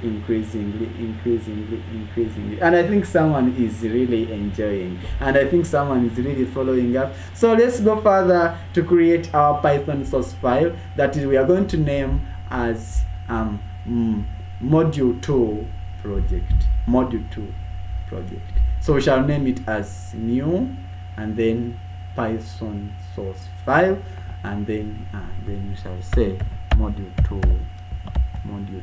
project. But before you go to module 2 project, I would like, guys, you please try out those exercises that we have left hanging. Comment your code in the comment section, paste everything in the comment section, so that every learner who is stuck comes at least to go through your view and then tries to pick up from there. Please use AI, that is artificial intelligence, to improve your thinking or to improve your understanding, but don't use AI to inhibit your thinking. AI can make you reach the heights, and AI can stop your thinking, can stop your creativity. So please, let's embrace the use of AI, but when we are thinking the right way, because you cannot build these things by using AI. What if code breaks up in the future? What if something goes unnoticed in the future? Are you able to track? Are you able to debug? So that's it. That's how I want us to build this, on a foundation which is not relying on just solutions, but relying on how solutions come about. So we shall have it as module 2 project, and then we shall double click enter, and then enter into our Python and start off the instructions for module 2. So we shall copy our instructions into our VS Code, and then you'll be able to follow along in our interactive window. So we shall have it as our module 2. go and then copy everything. So let's go and then copy everything. So the sample output that we must come up as far as this project is concerned, they have been given the sample output. We need to at least format it in at least let it mimic and look at least the same way as our sample output. Let the calculations come up with this when they are not hard coded, but when they are reflecting the real calculations, the real working and everything, so that it comes out with this. So let's try to dive in. We are already in 1 hour and 49 minutes, but let's try to go in at least, even if this video is 2 hours and something, but when we have covered everything in this video, let's try to rush in and then handle this. So let's try to see the requirements, and then let's try to copy everything into our VS Code. Let's try to copy everything into our VS Code, and then so this is the project. This is the personal profile calculator system. So we shall copy this and then go into our VS Code. Use our comment, the multiplying comments, and then copy everything inside. Let me try to reduce the font so that we notice what is taking place.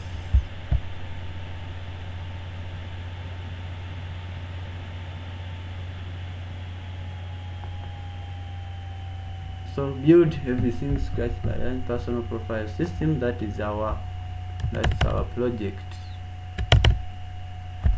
So that is our project. This is our project. So the project is the personal. Let me first of all make these things to appear on the next line, so that our ID is formatted very well. So that is it. We have our project, personal profile, and calculator system. The objective: build a console application that collects information from the user. The console application is the CLI, or the command line application. That's where we have started, and later we shall move on to build the GUI application. The GUI application, that is the graphical user interface applications, where you see buttons, where you see animations, where you see pictures, and so on. We shall go. Please, you allow yourself to grow little by little. You allow consistently growing. So let's begin by these console applications, the CLI applications, the command line applications. So build a console application that collects information from the user, then displays a formatted personal profile, and performs several calculations based on that information. Requirements: we shall have it as the display a welcome banner for MIJ Technologies. MIJ Technology. By the way, MIJ stands for Mukwaya Innocent Junior, and those are my names. So I got the name of this channel from I made an acronym from all my names. That is Mukwaya Innocent Junior, and I'm always innocent, like as you see me. So let's go and then tackle the question. Display a welcome banner for MIJ Technologies, then collect full name, age, country, school or workplace, then dream career.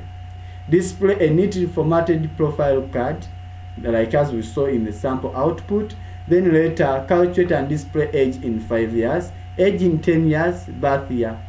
Then ask for monthly income, that is in UGX. Then calculate and display the daily income, and then the yearly income or the annual income. Then ask for height in meters, then weight in kilograms. Then calculate and display the BMI. And then later the program must use variables, f strings, the int, the float, and then the string methods. So let's go to our solution. Let's attack. We shall comment and say and tell that person that is reading our code that this was our solution at that given moment. Are you ready to attack? Are you ready to interpret? Are you ready to pass through the questions? Are you ready to pass through the requirements and everything that is needed for us to come up with such and such with such and such, with such and such a sample output, a beautiful sample output, a sample output that every beginner would like to come up with. I ready to build it with the MIJ technologies. I ready to build it with Innocent. Please come and then we interact together. Please come and you pay attention, and then we do things step by step. Let's go. So we shall begin with our solution. Let's go. Shall begin with our solution to the solution to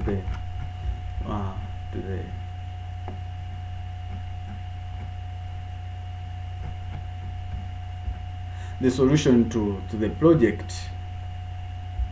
Let me try to get access to this so that we follow up the mini project.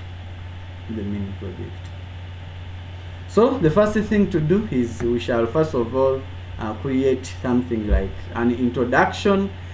For example, according to our sample output, we must match our sample output. How does it say? It is printing this welcome banner, which is a welcome to MIJ Technologies personal profile and calculator system. So we need to come up with something like this. Let's type it and then display it. It must be in our display. It must be in our display. Let's try to come up with it. So we shall first of all, before we do anything else, we shall create section 1, which is, let's try to comment and say section 1, which is our so I say section 1 welcome banner. We shall print our welcome banner, the one that welcome the user, like as it is in the other sample output. We want to mimic everything that is in the sample output, so we shall have it as our comment, then the welcome banner, welcome. We have started building real CLI programs or command line programs, so we shall have it as print from our sample output. It prints something like this, so we print it, then afterwards it prints welcome to MIJ Technologies in capital letters, but this is like put in the middle of these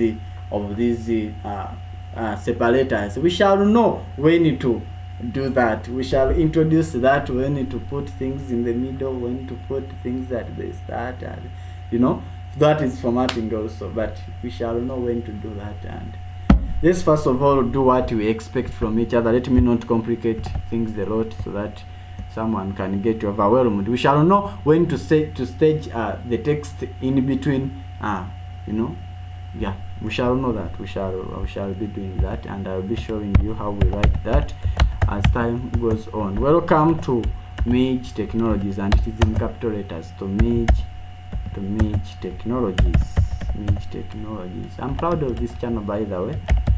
It is welcome to MIJ Technologies. So that is it, and then afterwards we have personal profile and calculator system. Personal print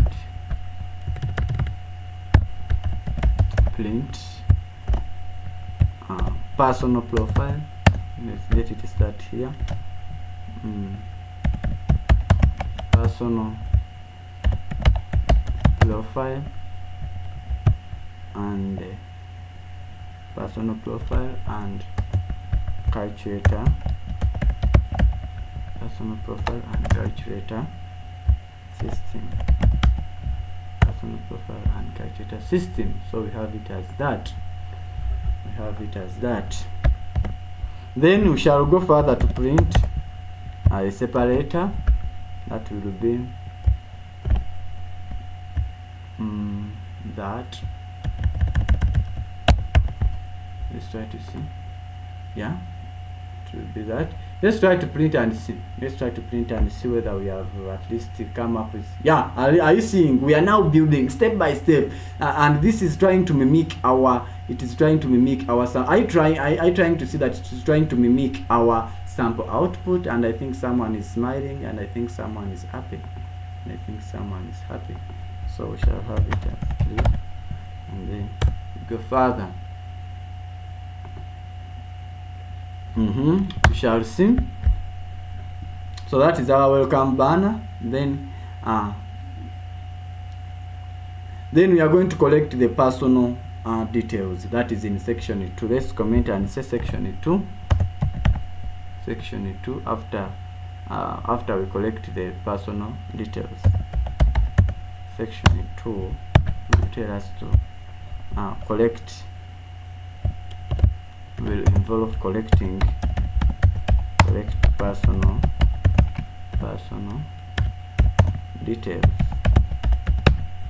Collect personal details. So because we want to separate the banner from the collecting personal details, we shall skip a line by printing an empty space, and then continuing. So we are going to get the personal name, the personal age, the country, like as the question tells us, because it is telling us that collect the full name, age, country, the school or workplace, then the dream career. So let's go further to collect this. Time is going, and I need to, because at 7 sharp I need to go to the word. So I want you to type this and then enter it into So let me pause, and then you will type this at your pace. Let me just copy this and then give it to you, but you type this at your pace, because you know everything that you are supposed to do. I just want to guide you through, and then we move together. So I will copy this because I've already worked upon these things, but you know how these things come about. Because we want the name, we shall enter our full name, then the age, we shall enter our age. But because the age we expect it to be an integer, we shall have it as, first of all, convert it into an integer and then enter it. Then the country will be the input, enter your country. Then the other thing is your school or workplace. Then the dream career, we shall denote it as the dream. So by that we shall have gotten our input from the user. Then section 3 we shall display. Section 3 we shall display the name, because the profile card, which is everything that is about everything that is about. So we shall also, because we want to separate the other section for collecting personal details, and then this section for the profile card. Then what we shall do is let's say print a space. We shall print a space, and then shall print a space. So we shall have it as print. Let's see our sample output. Let's try to mimic our sample output here. So that is it.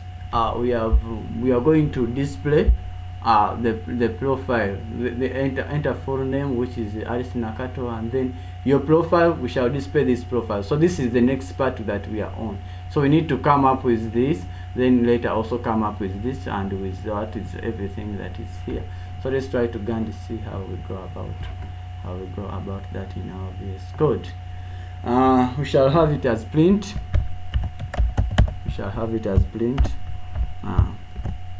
Shall be print that, and then inside it you put something like your profile. Put something like your profile, and then some spaces. Let me try to balance up so that it balances up. So that is it, your profile. Then we shall print the name, and we shall use the F strings. Then name. So the name, and then we shall give it the name, which will be open our. So we shall feed in the name that the user already entered. So that will be the name. Then later we shall print the age from our strings. We shall print the age. I think someone knows why I'm leaving such spaces for easy formatting and for me to match to match everything that is inside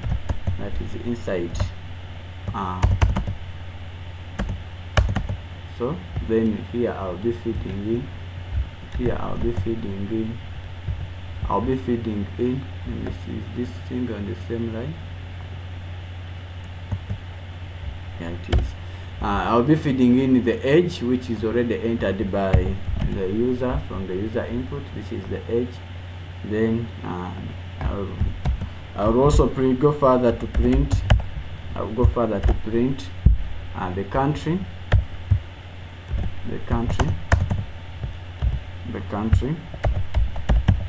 I'll go further to print the country. Let me format things that they look very clean. The country, and then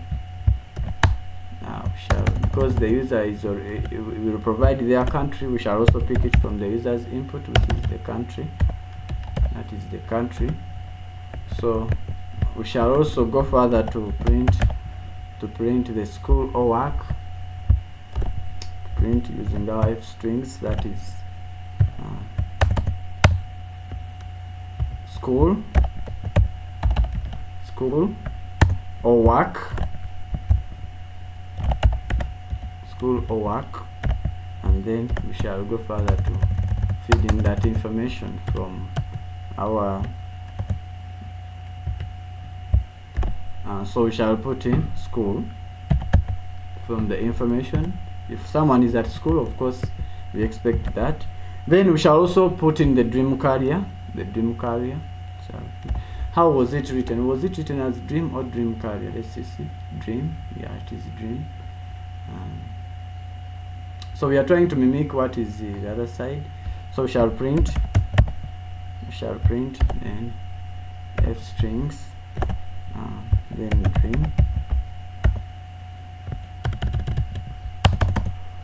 dream shall have it as dream.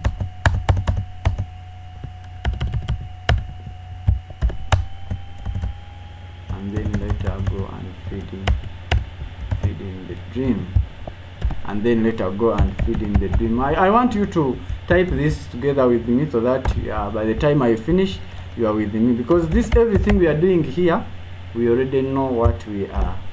We already know that what we are doing. So I don't want you to be bedazzled in any way or the other. So this is our first video that we have entered the 2 hours, and I don't want to make long videos, but we shall see what to do.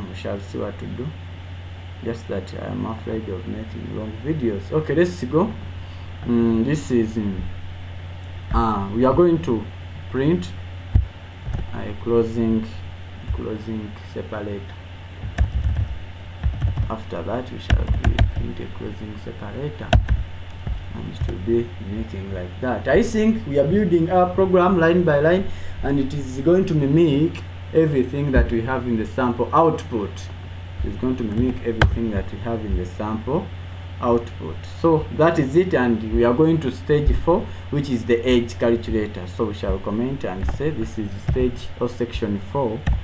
This is section 4, which is the age section 4, which is the age calculator. The age calculator. Hey, if you are lost, please look a way of finding us. If you are lost, please look for a way of finding us. So let's follow our instruction, the age calculator. We are told to display it the formatted profile card, and this is our profile card that we displayed. Just that we didn't let's see, let's first of all comment and inform them that this is the profile card. The profile card. So what is the other thing? They are telling us to display a neatly formatted profile card, then calculate and display age. So we are going to calculate and then later display age in 5 years, then age in 10 years, and then the birth year. So what is we need to know what is the current year at this time. So ask for monthly income, calculate and display daily income, then yearly income. So we are going to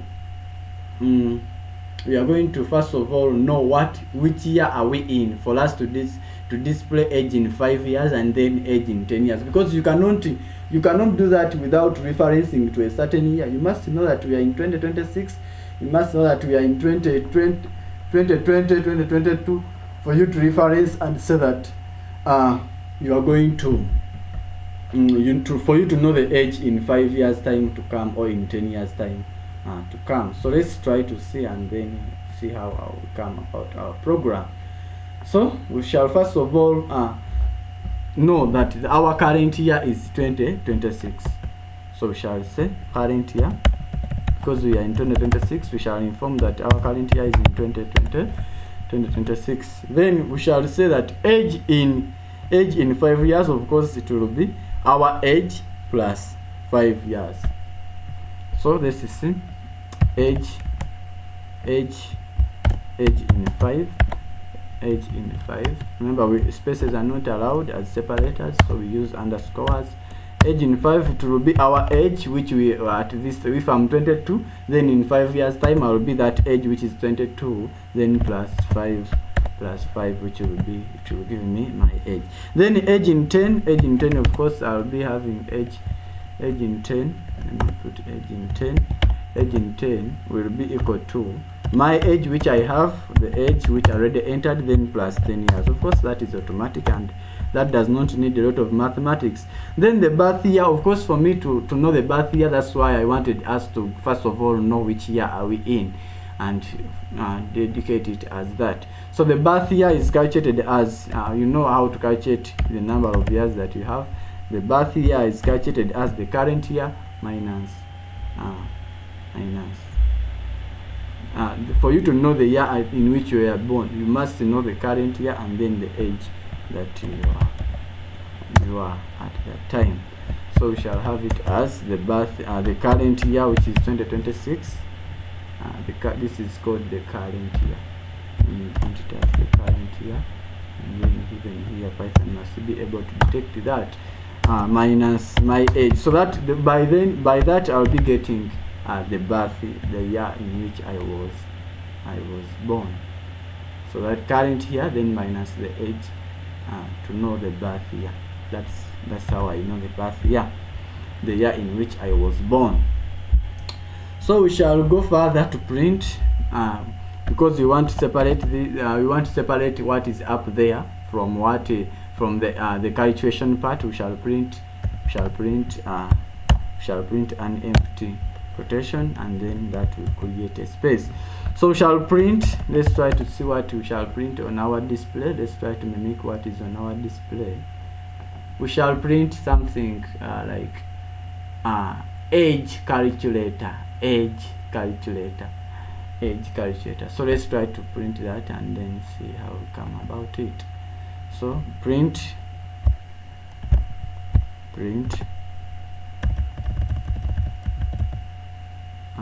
something like those are enough. Then age calculate.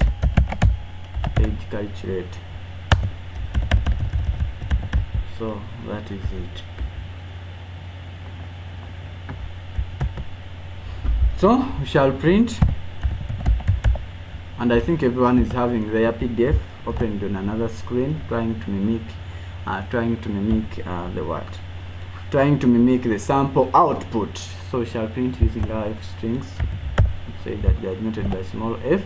Then create some space for in 5 years.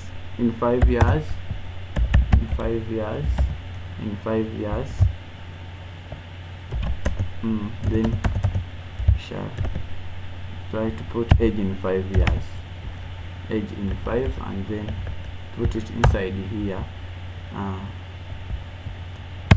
years old. So we shall inform them how old they will be in 5 years, and then also go further to inform them. Let me just copy this, Ctrl C, then down here I come and Ctrl V, then put it in 10 years. Not to waste time typing, and then age in 10, and that will be it. In 10 years, that will be it. Then we shall print the birth year. Then I'll print the birth year. print the birth year from already the calculations that we have. Print f string the birth year. The birth year will be let me try to put this in line so that everything turns out smooth. So it will be we shall put in the birth year. And that it will be like that. We shall put in the birth year and things will be like that. Then we shall put a separator. We shall print a separator. These things you have already done them in exercises, so projects are not something that is very hard, something that you have been doing them in exercises. That's why we are well conversant with them. So that is it, and that's how our edge calculator will be looking like, because there is not much thinking here, and that's how it will be looking like. So we have it as we are going to the next option, and we shall be having the income breakdown. We shall first of all create something that we shall create a prompt that will enable our user to put in their monthly income, and then after entering their monthly income, we shall break down the daily, the yearly, and then the daily income according to the number of days that in the month by division, and then later calculate what will they be having in 1 year or in the annual period of time. So let's try to go and carry out that. So that is it. So the sample output that we have is in 5 years. It will be, for example, if we use 25, someone would be 25 years. If in 10 years, someone would be 30 years, and then the birth year would be 2006, something like that. So we shall go to another section, which is section 5, which is the income breakdown. So we shall go to section 5, which is the income breakdown, the income. So we shall say this is hash section 5, which is the income breakdown, So that is it. So we shall print a space to separate what is up and what is going to be in this breakdown, and that is it. That is how we create that space for easier formatting. So we are going to first of all ask the user, because they told us that after doing everything that we have done, we shall ask for monthly income, and we ask that through the input function, that is by prompting them. Then afterwards we shall calculate and display the daily income and then the yearly income. Of course, after knowing the monthly income, we can easily get access to the daily income and then the annual income. So we shall have it as the monthly income, our variable monthly income. We shall have it as our variable monthly income is equal to monthly income is equal to because it is supposed to be a float. Money can be in decimals. It can be in decimals, so we easily convert it to a float before anything else is done. So we shall have it as float, then input, enter your monthly income. I think we are in line 58 unknowingly, and we are following the rules. So you don't need to cram the code that you cram print, and you need to do things naturally, and lines will be increasing naturally. So enter your monthly income, and that will be in UDX. That will be in UDX. So we shall leave for them a space to enter their monthly income, and then of course the daily income will be, because we know what is, we take the month to be consisting of 30 days. That is the well known. A month must be consisting of 30 days. So we shall have the daily income as that monthly income divided by 30 for us to know what they get every day. For us to get to know what they get per day. So we shall just divide that by 30. Then the yearly income, because we know that the month consists of 12 months. So the yearly income, or the annual income,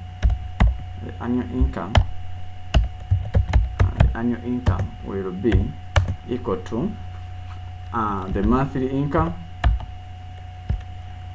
or even you can get 365 days and then because you already know the daily income, which is the daily income multiplied by 365, or the monthly income multiplied by 12. Anyone could do, and we could reach on the same answer. So multiplied by 12 because we know that the year contains 12 months. So that is it.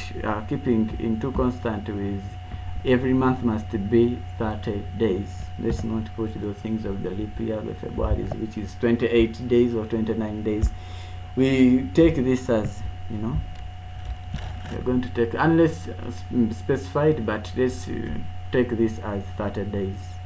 So we shall print a space to separate, because we are told that after calculating the daily income and then the yearly income, let's try to go back to our instruction. Ask for monthly income, calculate and display daily income, and then so we are now displaying, and with display we use the print function. So we shall first of all create a space for us to format our work very well. So we shall use then in our display, what is our welcoming? We shall have it as income breakdown. So this is what we are going. Let me just even copy this. Let me just copy this so that I reduce on the effort. So let me go to my VS Code and then print my thing, and then just copy that, Control V, income breakdown. Yeah, I have it there. You can type it manually on your own, then later type in enter monthly income. Then today I'm going to show you something. Let's go and see. Let's have something like, let's go back to our sample. So you see that I showed you something, but now there is a separator, so we must put in the separator by default. How do we put in the separator? We are going to know how to put in the separator. How do we put in the decimal? We are going to know how to put in the decimal. So you are going to learn that also in this video. So let's print. We are going to print the monthly, then the daily, and then the yearly using our F string formatting. So we shall have it as F strings, then print the monthly,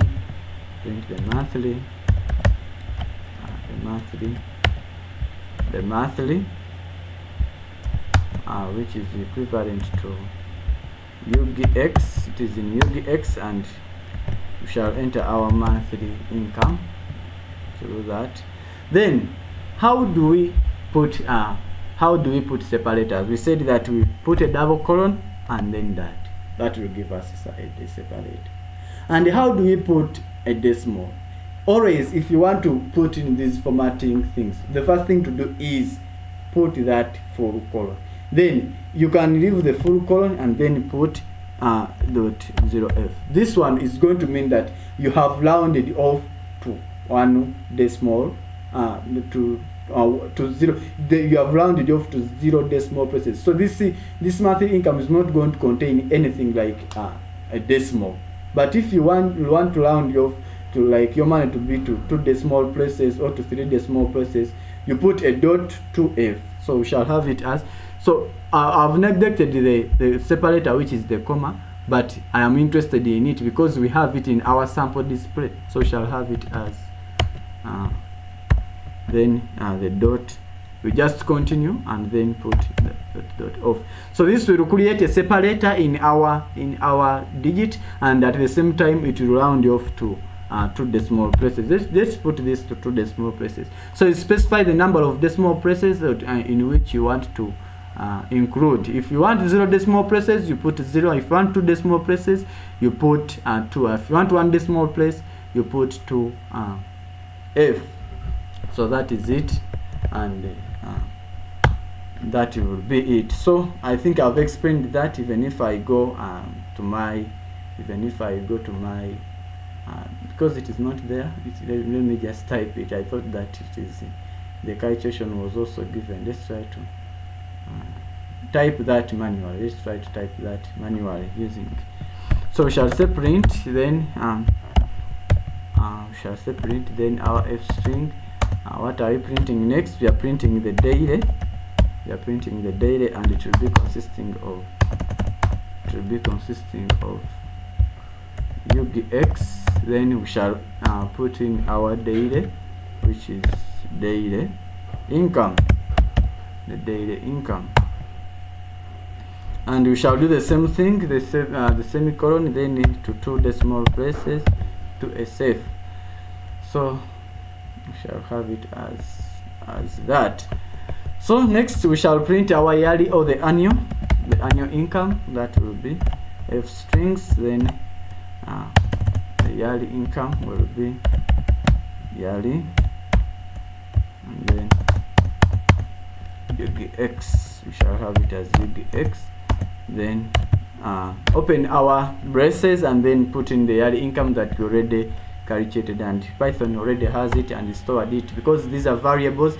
They are stored and kept for you to use in the future. Then we shall put a separator and then a comma, and then specify the number of decimal places of which we want to format this, and we shall always do that in only and only F strings. So then after with that we shall print a separator, which will be equivalent to this. That will be our separator, so that will be our separator. Let it try to go like that.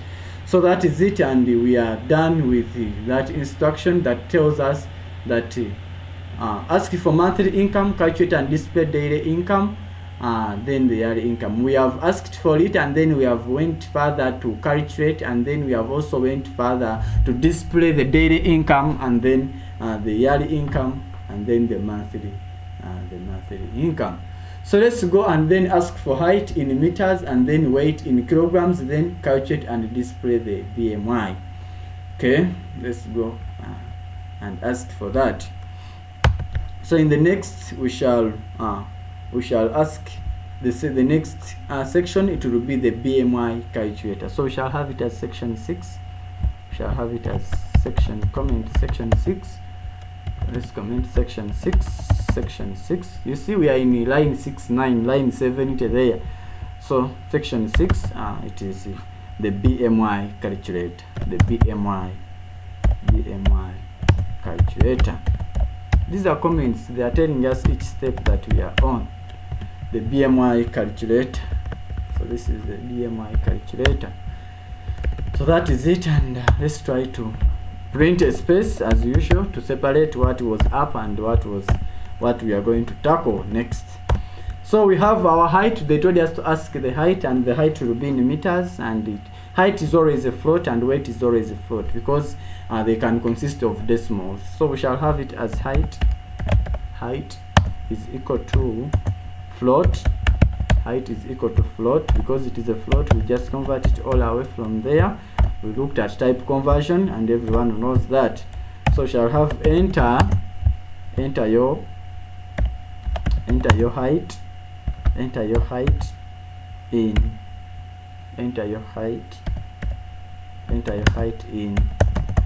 meters. Enter your height in meters, because the height that we want must be in meters. Enter your height in meters. Then we shall leave a space for them to enter their height, for the user to enter their height. Then later we shall have the weight. Then it will be equal to float, because even weight is supposed to be in a decimal point. Shall put float, then input, then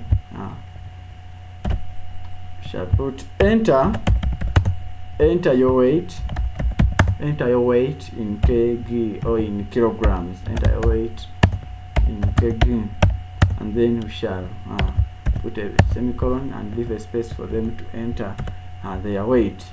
So the BMI, it is always the weight over the height, then multiplied by 2. So let's have it as BMI.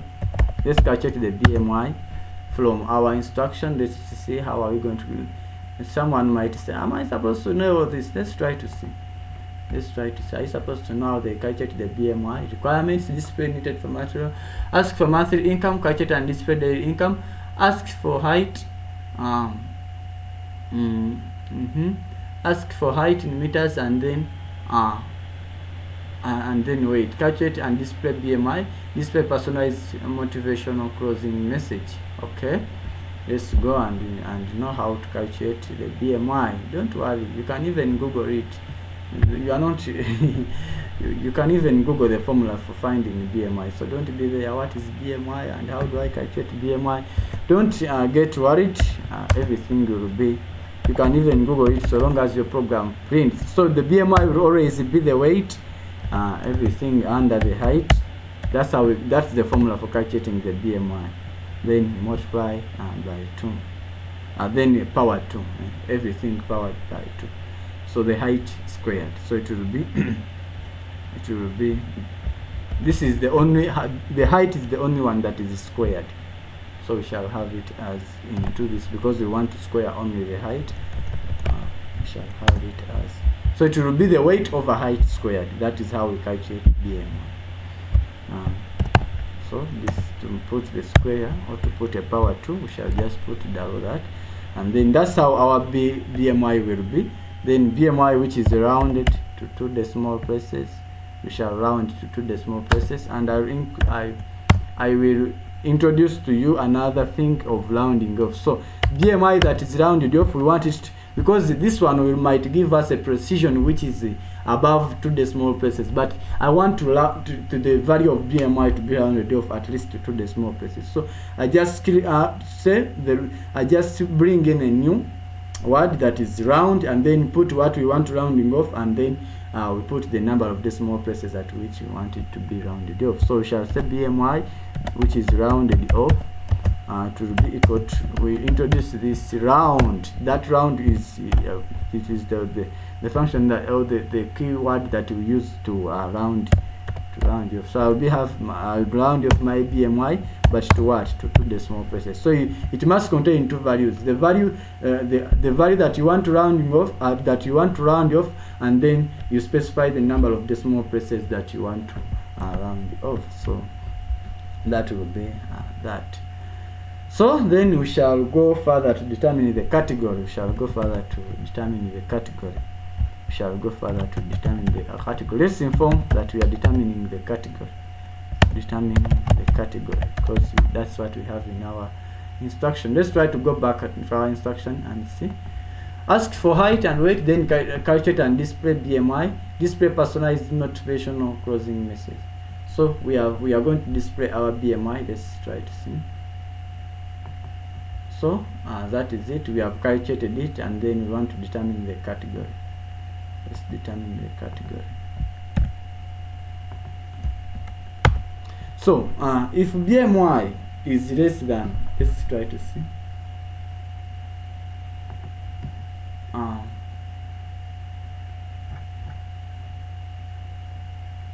Height. Keep pushing, Alice. You are busy. So the height is the height and weight. So the BMI calculator, we are going to have the height, then we are going to display this. We are going to display this. Let's try to I think I had 2 things here. Did I program formatted? Okay, let's try to display, because we must follow the instructions. Let's try to display, and display personally after asking for height, and then we shall calculate and display the BMI. So we are going to display them. We are going to display the height, and then the weight, then the BMI. So let's go and display those things. So the height. How are we going to display the height? We shall say print. How are we going to display this? Let's see. Let's see. So we are going to say BMI calculator. We are going to print BMI calculator. BMI calculator. So let's print here. See. BMI calculator. So we shall print a separator, and then we go to a BMI calculator. So print. Let me just even copy this from our BMI calculator. Ctrl C, then go to our VS Code, and then try to print it. So print this, and then that, and then the BMI calculator. So with the BMI calculator, we shall display. So print height. We shall display the height which was entered and we expect it to be so print height. Let's try to print the height which will be the height, and it will be in meters. So we shall put in the height, and the height will be in meters. Then we shall also go further to display the weight. So print, this is the f string, and then shall put in the weight, but the weight is in kilograms. So we shall feed in the weight, but in kilograms. So that is the weight, but the weight is in what? Is in kg, and the weight is in kilograms.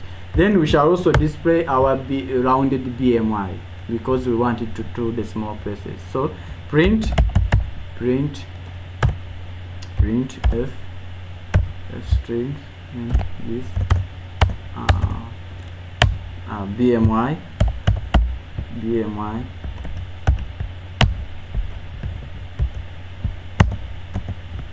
So our BMI, we shall display that is already rounded, because we don't want the other one with the higher precision. So we shall have it as rounded, BMI rounded, and then that will it be, and since it is weight, so it will be kilogram per meter. So that is how the BMI will be. Let me see how it will be displayed, and then so BMI is 22.04, and so the other last thing they told us to do is to display a personalized motivational closing message. The program must use variables, strings, int, float, and then string methods. So with this display, we are going to just close this what, and by using a separator, we are going to just print and then close by using that separator.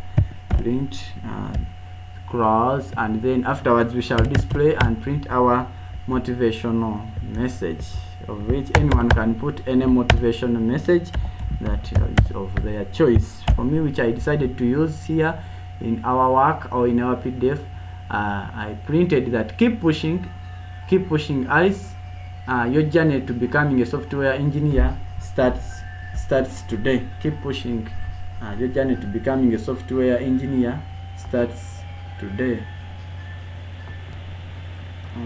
Keep pushing Alice. So this is what I put. Let me just copy what I put, and then we print it. Control C, and then let's go in our VS Code, print it. So print, we shall first of all print a new line. Let's print a new line. By that we shall have a new line. So then afterwards we shall print our motivation, which is print what is there. Keep pushing Alice.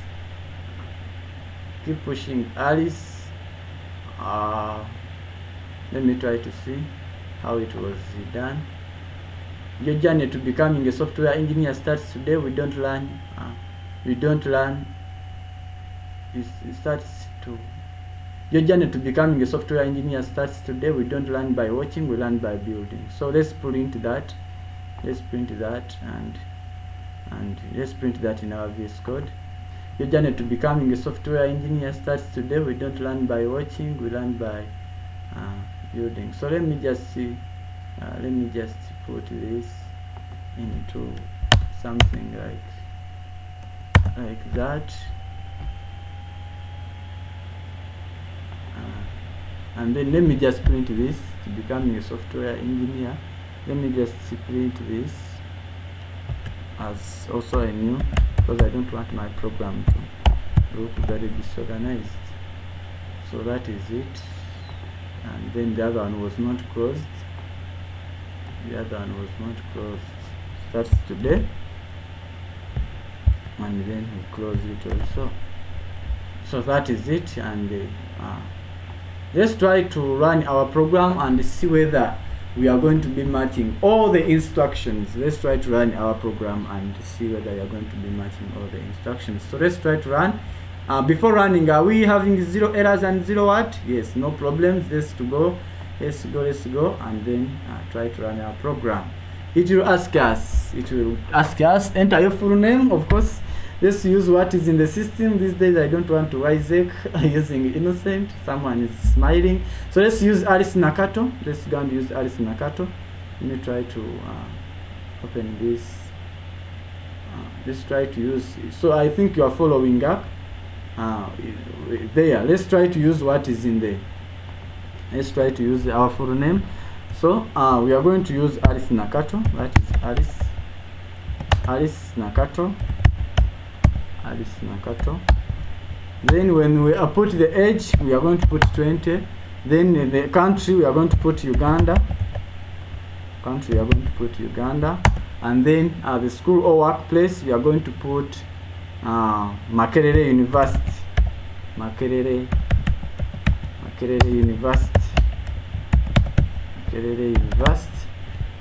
Then the dream career, she wants to be a software engineer. Software engineer. So it will display your profile, which is Alice Nakato, then the age, which is 20, and then the country, which is Uganda, the school or work, which is Makerere University, then the dream is software engineer. Then it will later go to the age calculator. Then in 5 years, show her that she will be 25 years, and then in 10 years, she will be 30 years, and then in 2006, she will, that is the birth year in which she was born. So I think when you try to open our PDF, that's what we have, and the formatting tries to mimic what is there. So they tried to ask her to enter her monthly income in UGX, and her monthly income is 500,000. So 500,000. After entering that, it gave her the income breakdown, which is the monthly, which is 500,000, and this was 2 decimal places. And now in our system, it was the monthly income was supposed to be just plain. Let's go back in our code and try to change this. The monthly income was supposed to be just plain. They make you the terminal, but everything like the 6 million and the what is formatted to 3 decimal. The 6 million, everything does not contain, apart from the daily, is the one that is the only one that contains the decimal place. So the yearly and the monthly should be plain. So let's try to go back and collect that so that it mimics the same thing as far as monthly income is concerned. Let's go to this part of the monthly income. Enter your height. Monthly income, it is supposed to be to 0 decimal places. So that is 0 decimal places, and then the yearly income is also supposed to be to 0 decimal places, and then the daily, we saw it is supposed to be. Then the height, we expect it to be the height we expect it to be to to 2 decimal places, So that we just enter the height that she entered. Here we just print the height that she entered, and then the other one was rounded off to that. Let's try to rerun the program and see whether it mimics what we have in the So we said that the name is Alice Nakato.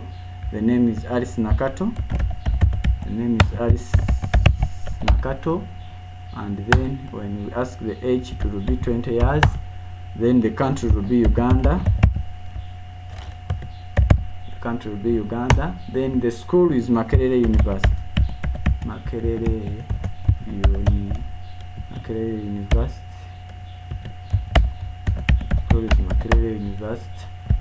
Then the career, she wants to be a software engineer. So I put in software engineer. So they will display, and that's all. We had that. Then the monthly income, we said that is 500,000. So 500, then 1,000. So you see, now we have tried to match what is in our display. Our monthly is 500 without any decimal place. Then our daily is 16.66.67. Then like our yearly is supposed to be 6 million flat. Then they are asking us to enter the height in meters, which is 1.65, and it is a float. We expect it to be a float. Then the weight in kilogram, is just 660.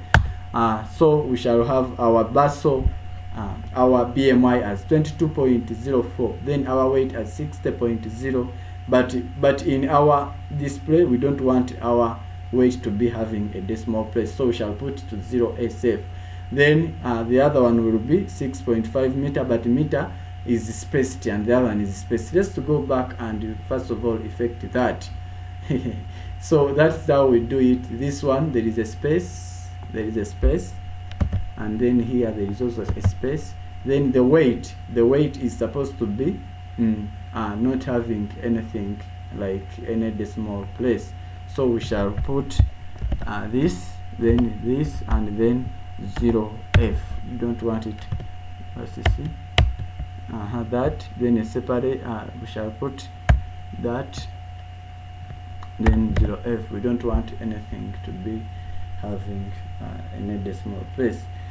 Then the other one, the other BMI is rounded off to 2 decimal places as it is shown. Let's try to rerun the program and see. So we shall have it as enter a full name. The full name is Alice Nakato. This is my sister, that's why I want to use it. Then the age is 20 years. Then the country, she's from Uganda. And then the school or workplace, she's from Makerere. You can put in everything of yours that you feel like. She's from Makerere University. So Makerere University. And then the dream career, she wants to become a software engineer. So that is it, and we shall put in the amount as 500,000, and then we should calculate the total. Then the height in meters, we shall put it as 1.65, and then the weight, we shall put it as 60 kilograms. So the weight will display as 60 kilograms with the spaced kg, and the height will display as that in meters. Then the BMI will be 22.04, and then we shall print the message as keep pushing Alice. Your journey to becoming a software engineer starts today. We don't learn by watching. We learn by building. And then the program finishes like that. Who is happy that our program has come up with something like this? Let's kill the terminal. So this is it, and that's how it. Let's try to rerun. Let's can you really believe it that it's you who has built this from scratch? Can you imagine our profile? That is Alice Nakato. Let's try to rerun it and see Alice Nakato, and then the age is 20. Then the country is Uganda. Then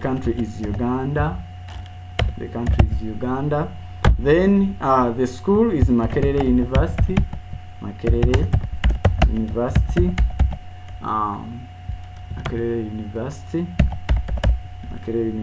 And then enter your dream career. She wants to become a software engineer.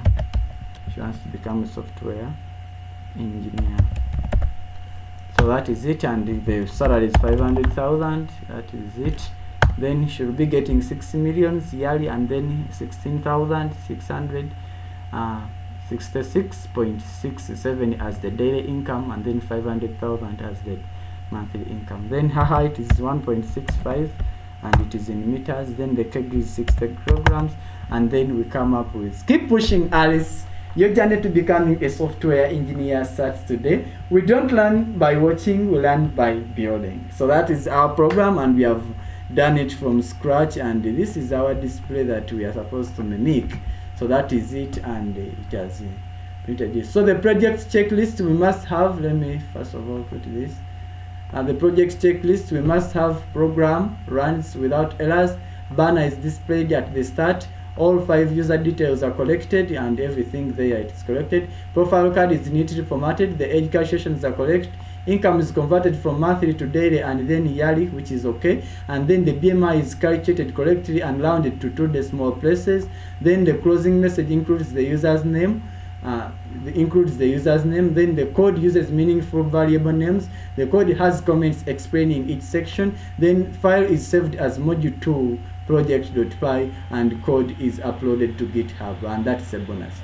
So So the submission instructions that we have is that save your work as mod2.py in Python course, then that folder, like as we were doing, but that is optional. Anyone can save everywhere that they want. Then we want to test the program with at least 3 different sets of inputs. Let's try to test we are going to do that. We are going to test the program with at least 3 different sets of inputs. Then share your results in comments. Share your results in the comment section of the video. Yeah, I want you guys to share your results in the comment sections of the video. Post your GitHub link if you have uploaded the code, then those will be bonus points. Let's try to put another individual. Let's not try to run with only Alice. Let's try to put another individual to see how their calculation will end up. So this is what we have ended up with, and that's what we have built. Let's try to run the program using other entries. Like now I'm going to use my name because I like myself so much. So let's try to use my name and we'll see how it comes about. My name is Innocent, and my age, people want to know my age, but I'll keep changing it. You'll not know my age. My country, I'm from Uganda, and okay, let me say I'm from Kenya. I'm from Kenya. And then the school from here I want to study from University of London.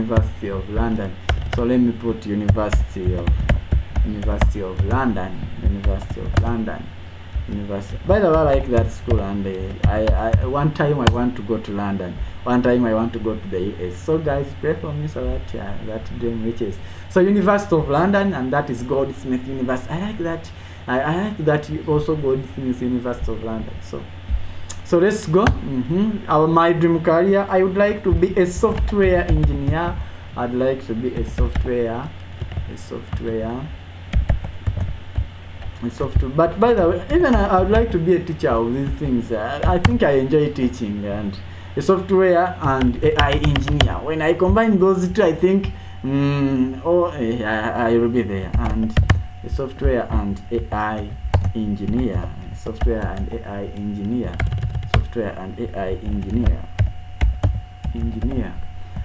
Then that will be it. My name is Innocent, then the age is 30, the country is Kenya, then the school I studied from the University of London, then the dream I would like to become a software and AI engineer, then age in 5 years I will be 35 years, then age in 10 years I will be 40 years. I don't want to become that. I was born in 1996. Hey, how come that I was born in 1996? So that's the program. It calculates. So this is what we call a scalable program. A program that picks on any value that the user puts in, and then calculates it according to the user's input. Not only calculating according to what we had in the first place, or that coming up with the other display. It can perform any calculation so long as the data, based on the data that is entered by the user. So we shall have my monthly income. I like to be having my monthly income as 7 million, not 5. How can I be having 500,000 only? No. I want to be having 7 million, and that is separated by commas. 7 million. So let's see. So 70 million. That is 70 million, my monthly income. So my daily income will be, I'll be getting 2.3 every day. 2.3 every day. Then my yearly income, I'll be having 840 million. How can you see such amounts of money? Okay, my height is 2.2 meters, and that is it. And then my kilograms, I'm very big. I see, you see me as someone who is very big. So I'm 80 kilograms. Let's see. So that is my height. I'm 2.2 meters. Then the weight is 80 kilograms, and my BMI is 16.53. Keep pushing. Oh, now we need to correct something. I'm Innocent, and this program is calling me Alice. Let's try to go. This keep pushing. We are going to.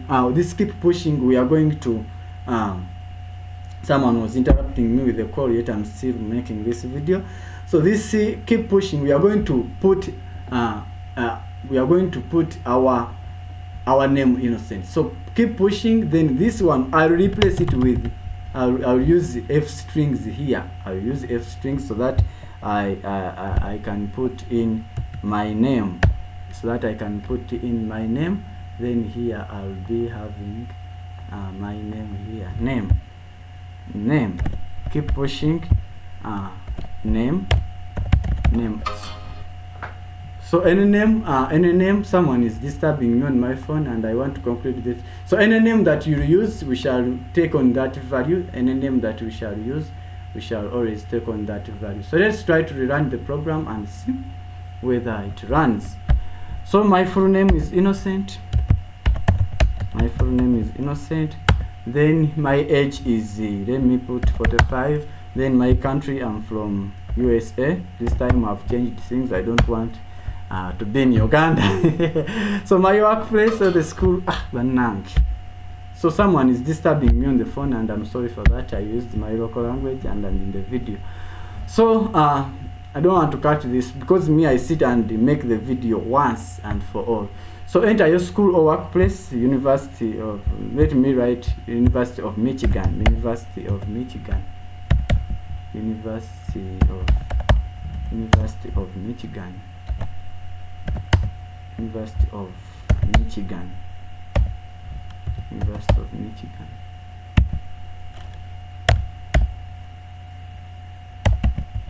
University of Michigan. So that is it. Then enter your dream career. My dream career, I want to be a software, and this is software and AI engineer.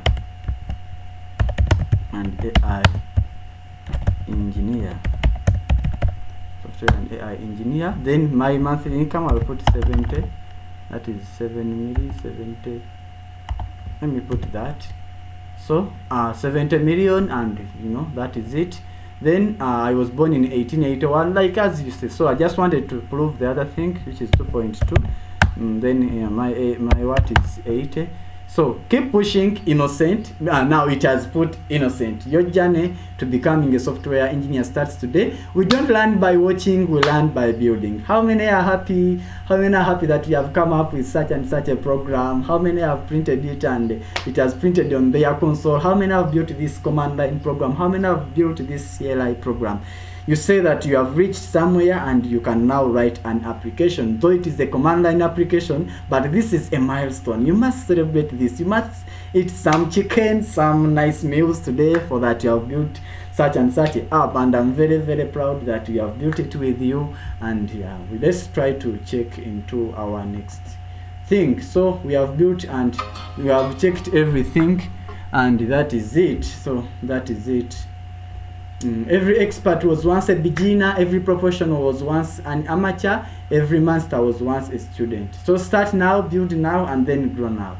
MIJ Technologies, MIJ Tech Hacks. Please subscribe to this channel, subscribe to everything so that we can push this channel, so that we can be there. Goodbye. I remain Innocent Junior Mkwaya, and see you in the next module, that is module 3. And module 3, according to our full course outline, we shall be going through control flow, where Python begins to. This is control flow. We shall tackle conditional statements, that is the if, elif, and then the logical operators, the loops, then the loop control, the break, continue, pass, then the nested loops and conditionals, then the basic input and output operations. Goodbye. I remain Innocent J. Ara, and see you in the next module.